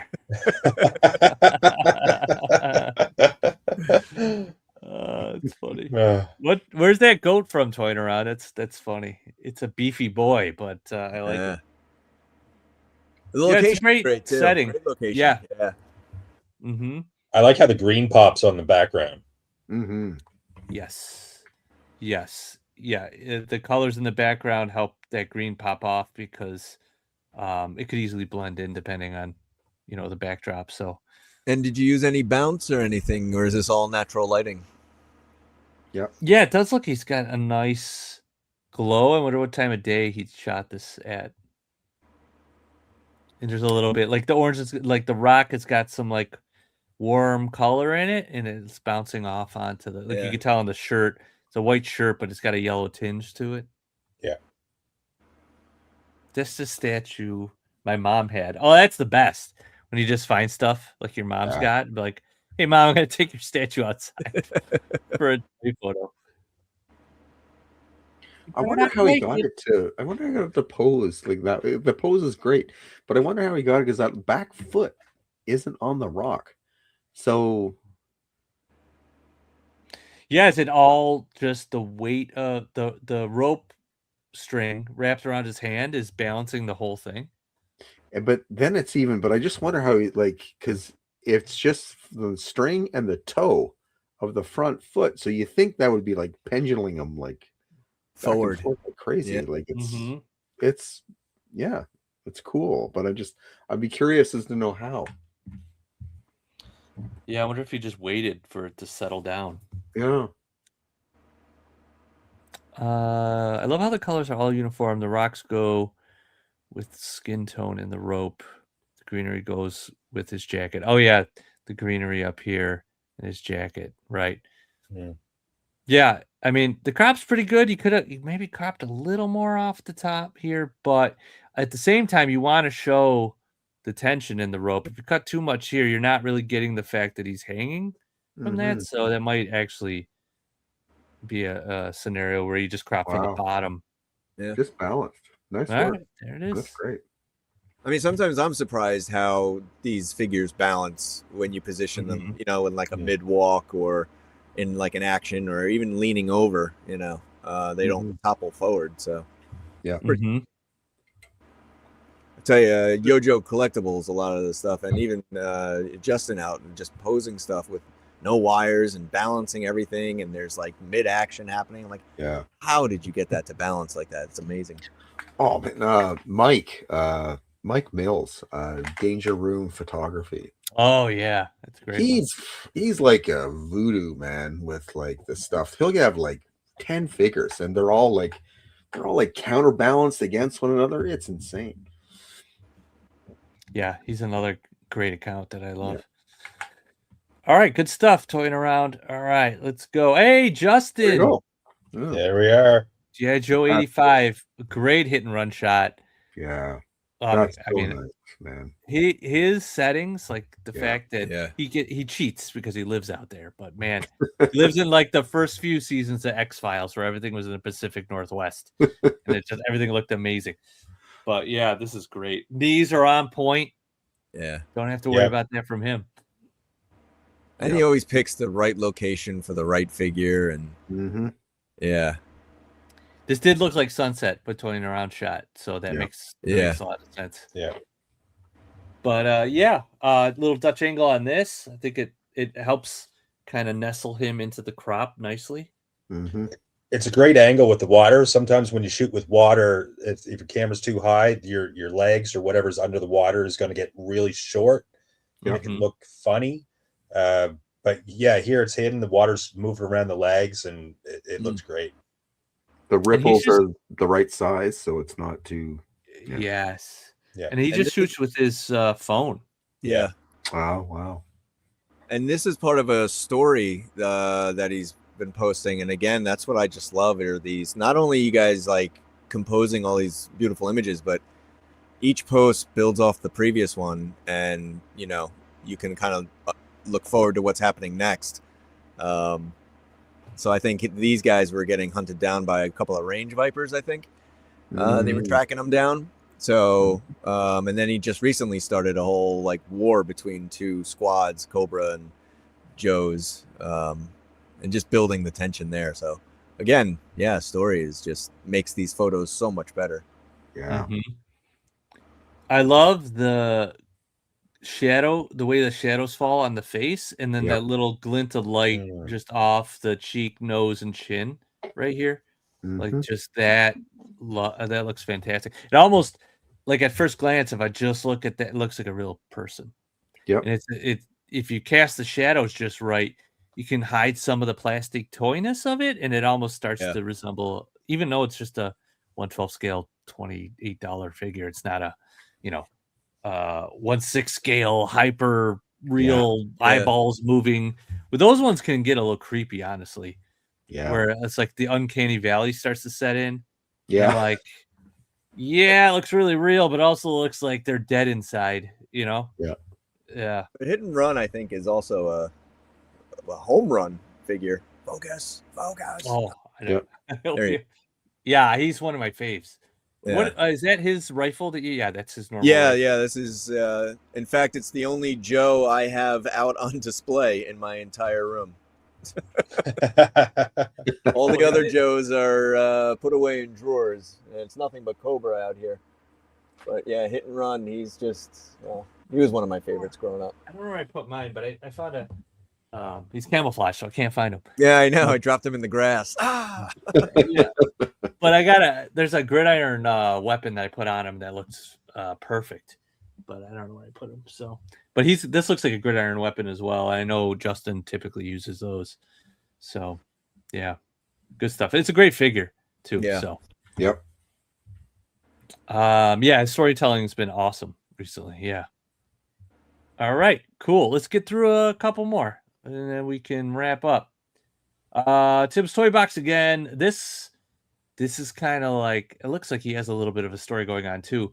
This one also reminds me of some kind of like old school print. I don't know what it is, if it's the texture of the colors, just the colors. Reminds me of something in a print, like a print magazine or something like that. But the explosion's great, right up Mate's alley again. Does this pass the explosion? The Mate explosion. Give this standard? a pass. I want to see a little more light inside of it, I think, but I really like the motion. Yeah, like I feel the energy from it. The debris and the little bit of smoke Exactly. over here really sell it. So like he's got a little smoke, a little debris, and if you're right, if it lit up inside here, I think it would Next go from, level, like- yeah. Yeah, exactly. How great are those sandbags? I was Yeah. gonna say that the time it takes to set that up, you just don't even think about it. Like that takes some time to make it look like that. Yep. Yeah. And I got a set of ones off Amazon. I can't remember what they were called, and those look just like them. I wonder if they're the same ones. But yeah, They look great. They're awesome. I think this is kinetic sand, but it's Yeah. working pretty good here. Yep. It's tough. Kinetic sand can be tough. Sometimes you get these sharp edges, like right here. Yeah. You know what I mean? But for the most part, it looks great. I love the weapon in the foreground too. It really creates that sense of depth, you know? Mhm. So that's pretty good. Yep. Yep. Let's take a look and see what he's got here. Any behind the scenes? No, it's just part of a collab or something. Well, I hope you made it out of there. I like the like typically the sky would be more lit, right? The blue, but and again, something about this looking like a print to me, almost like a painting or something. I really like the darker blue here in contrast with the explosion orange. It's like exposed for the sky and the foreground. Mm-hmm. Because that's a bright sun, yeah. The only thing I would maybe do is painting the cotton.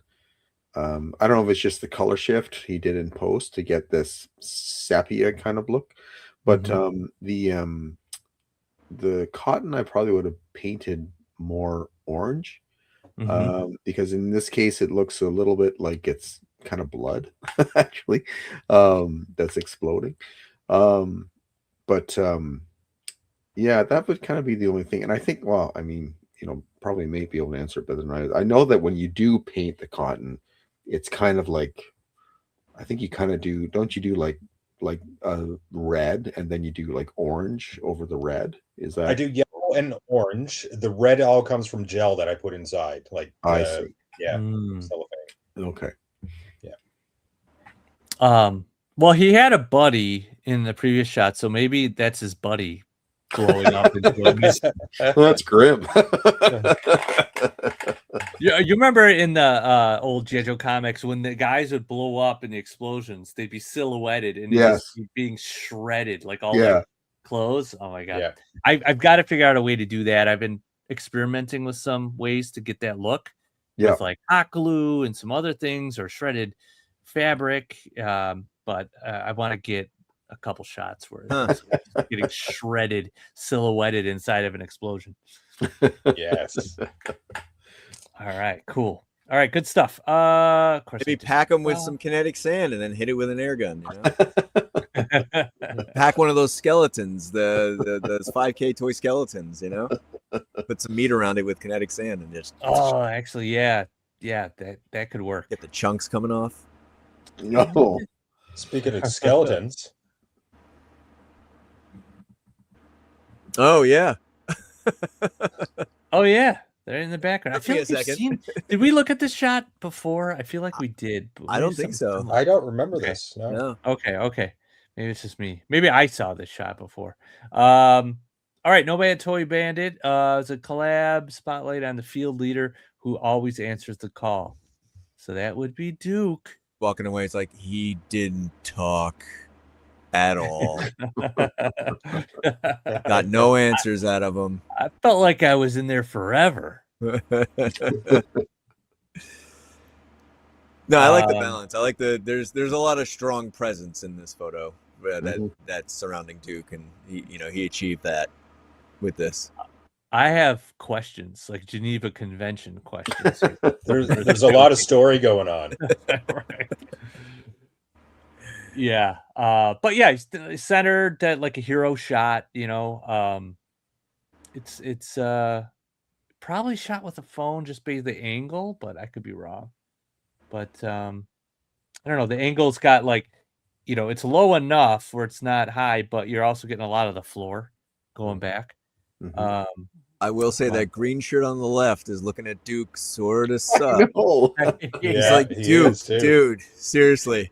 Like, this seriously, just like don't lie and acid all over this guy. Like, what are you doing? He's kind of like this. He's like, wait, yeah, he is.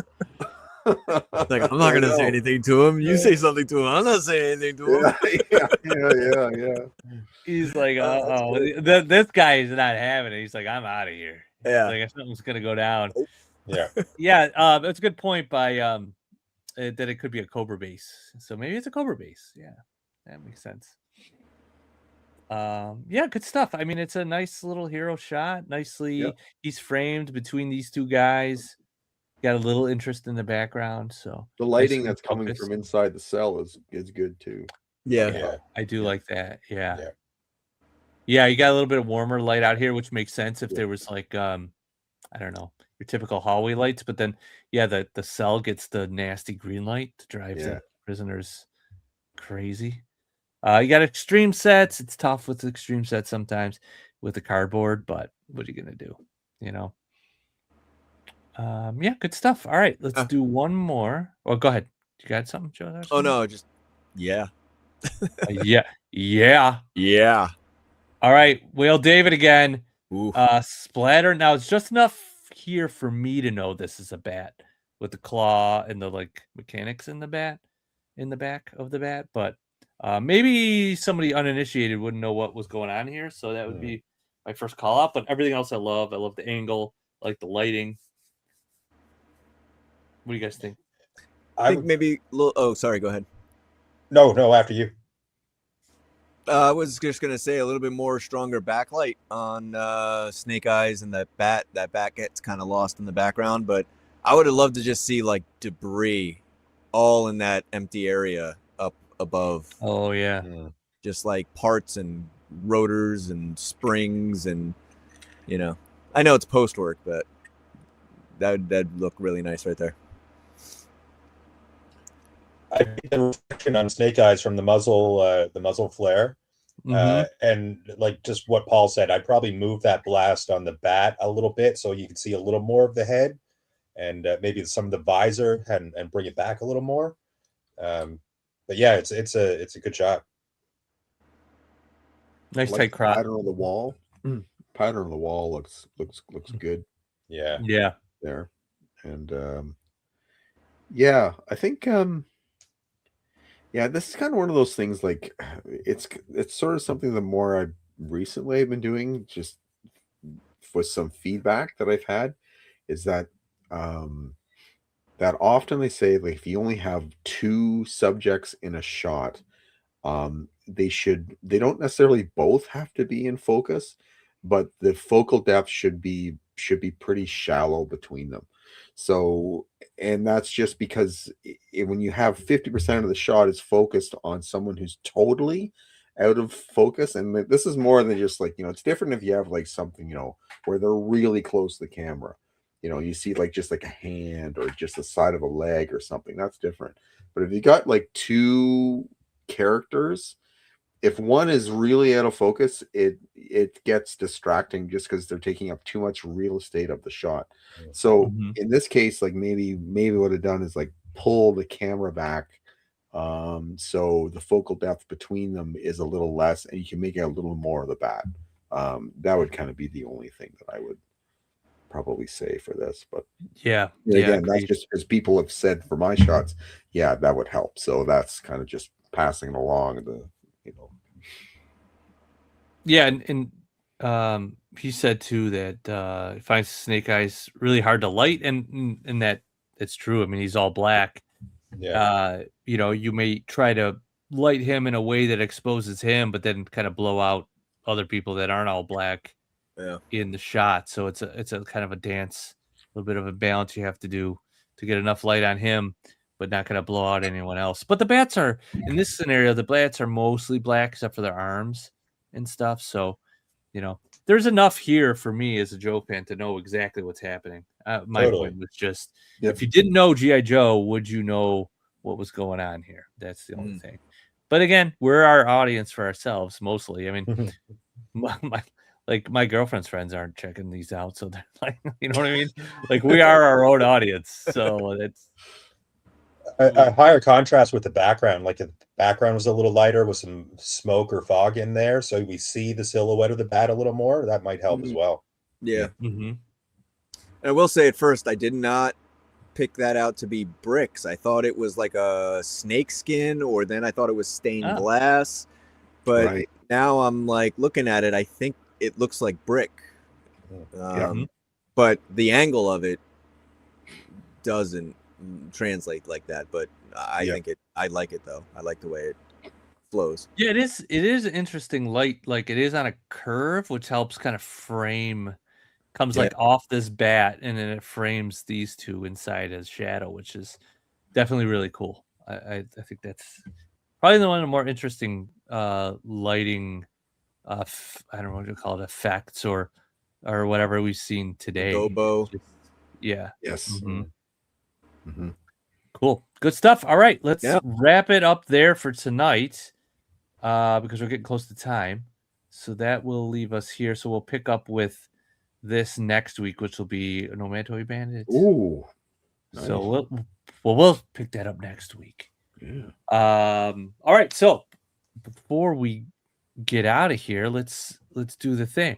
So let's go around the horn. We'll start with you, Greg. What do you got coming up? Anything good you want to talk about? Anything you want to promote? Not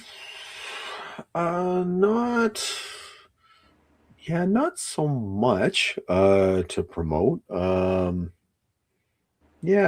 think the only thing actually I'm working on is that.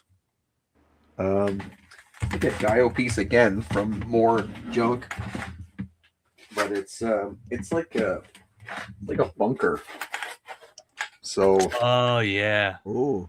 So but it's You got some kind of mesh like in glued it there? on an angle, and then some mesh back in behind there, and then there'll be a door there, and then the thought is I want to make it like a mountainside one, so up here all be like rock, so like a rock face, and it's like put into the rock. So Yeah, so like this a James Bond villain layer, That's like right. built in the side of Yeah. a mountain. Yeah. Exactly.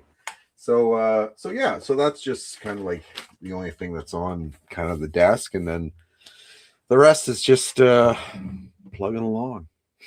How many shots do you have? Like certain days of the week that you shoot, or is it just whenever you have time? Kind of whenever I have time.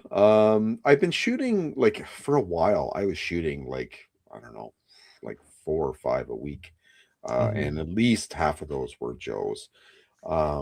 And I kind of slowed down a little bit just because I wanted to like focus on making some dial stuff to sort of like because you start feeling stale, right? Like if you just you're shooting the same backgrounds, same Joy Toy dial hangers with stairs behind you all the time. So yeah, you kind of want to like change things up a bit. So there's that, but then there's also too like I sort of about 6 months ago I said, okay, let's try to sort of like do less quantity and try to improve the quality and take some time and just honestly like going through a lot of people's streams, a lot of people's behind the scenes, and just like sort of like taking some time to pick stuff apart and say, okay, how can I improve things? So that sort of has meant like I do about like 1 shot a week now. And while that's better, like they've been, if Instagram's any measure, I don't know, but they seem to be doing better for that. But I think what I really like is that so many people, the comments that they leave and stuff, they just seem to be like react more to it. So it seems that it's a success to a degree. So, and it's just fun because like it's. I don't know if you guys like you ever do sometimes where like if you take shots over and over and over again, it's always that danger. You don't want it to feel like work. Yeah. Yeah. You don't want it to feel like I got to produce, I got to feed the algorithm. I got to get all this stuff out.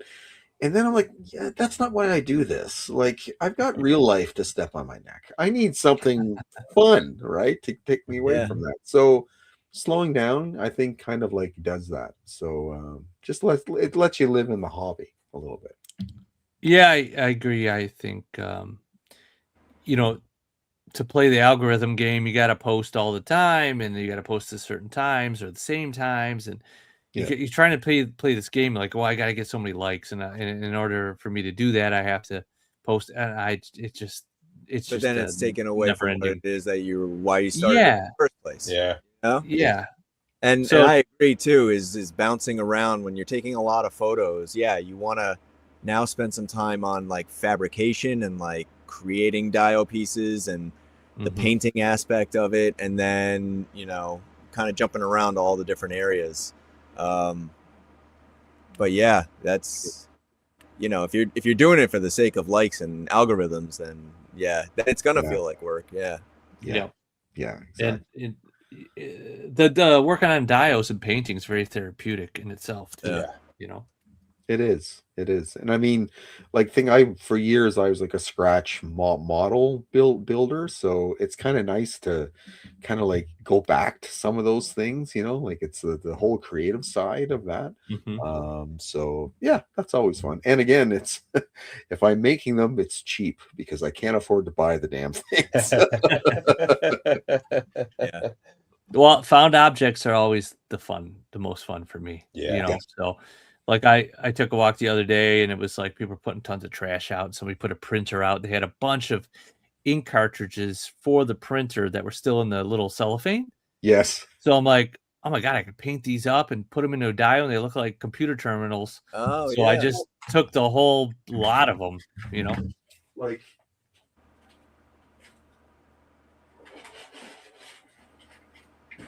oh, he's pulling out a Titanic. Boy, look at that thing. It's like all junk, but like those printer things. Yes. They're like right there, right? And like this thing here is their pill containers. Yes. Yeah. Very cool. Put up, right? So it's like, yeah, man, like junk is great. Junk is awesome. Oh, I love it. Yeah, I got to the point where my girlfriend's saving stuff, like random things from her packaging. She's like, I thought you might like this. And I'm like, I do like it. Thank you. But awesome. All right, good stuff. Nice. Yeah, thanks for jumping on too. I definitely love to have you here. We'll try to have you on again. I mean, you're one of the, like I said, they're one of our inspirations for sure. So yeah, Totally. Yeah. Thank you so much. I mean, this is like it's a real treat, and like I said, like all of your work is just it's great, and I mean it's all part of the community, right? It's just all like it's sharing and having fun and just getting a break from the insanity of the world. And Oh my God. Yeah. Thank you Yeah, so I know. much. Yeah, for sure. Yeah. Mate, what do you got going on these days? The girlfriend and I are cleaning up the backyard and probably doing some outdoor shots this summer. Yeah. Yeah. Wow. I'm gonna try that for a change. There's a lot of trees, there's a lot of canopy, so no direct sunlight. I think it's going to be a really cool place to hang out and take some photos. So a little bit of work involved in that, but that's going to be fun the next couple of weeks. And other than that, I'm just looking forward to the last chapter of Red Shadow's War. Never heard of it. Never heard of it. I don't know. Yeah, me too. Yeah. Finally got all the voices in from everybody. I know it's probably the last one. It took me forever. I bet this guy was. No, I when I was making it, I didn't know when it would be done or if I would even finish it. I was like, oh man, is this going to be something I just totally bit off too much? But then I think when I set the goal for Joe Fest, that kind of put a fire under my butt. But I got it done. Mm-hmm. It's finished. It's uploaded. It passed all copyright issues. I was worried about a few things that would get caught on YouTube, but I guess it's okay because it says it's fine. And it's with the recap. The recap is about 1.5 minutes.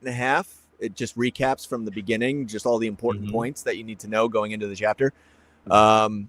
It's 14 something minutes. So it's and it starts right away. Like there's no it's not a build up. It's not like a slow boil. It just the shit hits the fan like in the first 5 seconds. So I can't wait to just see everybody's reaction. There's a lot of cameo voices in it. And there's a lot of action in it. There's a lot of new things I tried, and I just look forward to see how it's received. So, and is that going on Friday? Are you doing that Friday? It's gonna launch. Yeah, it's gonna actually premiere at 7:30 Eastern Standard Time on Friday. So my thought was everybody who went to Joe Fest can like get settled in, and if that way they have time to watch it when it's premiering. Nice. So and you're not going to Joe Fest, are you? No. And the more I'm seeing the talk, and the more I'm seeing who's going and who's going to be there, like, yeah, I went last year. I loved it, and then it just wasn't in the cards this year. And but yeah, no, I'm just going to live vicariously through everybody's posts. So if you guys are all out there, just take lots of pictures, make me feel like I'm there too. Yeah, I got to go next year. I went in 2019. It was the only time I made it to Joe Fest, so I've got to get there. So next year, maybe we can all get there. Yeah, even you, mate. You're gonna have to take a boat, take a hydrofoil from Halifax. Greg too. You got to get in there. We'll carpool. Yeah, that's right. We'll boat pool. Yeah, I usually go to Assembly Required in Iowa in the last couple of years, but I think I'm going to skip it this year too. So I'm going to try to just aim for Joe Fest next year. Yeah, we'll see how that goes. All right, cool. Well, again, Greg, thanks for joining us tonight. I really appreciate it, and hope to have you back on again. And then we'll be back. Love to. Yeah, this is great. We'll be back in a couple weeks. Guest TBD, and we'll talk to you guys then. So until then, yo Joe, I guess. Joe. Hail Cobra. Yeah, I knew you were going to do that. All right. The only American here. Yeah, I know. We're the good guys, Michael. It's a little Lost reference. You guys like Lost? All right. You know what's See you funny, guys. Paul, is it's in the recap, but it's your that just triggered my ear because the line that's in the early episode is "We're the invisible guys." Oh, perfect. So it's like it hit that little twinge in my ear. That's so funny. All right, everybody. See you. Good night. Peace, everybody. The magic of photography.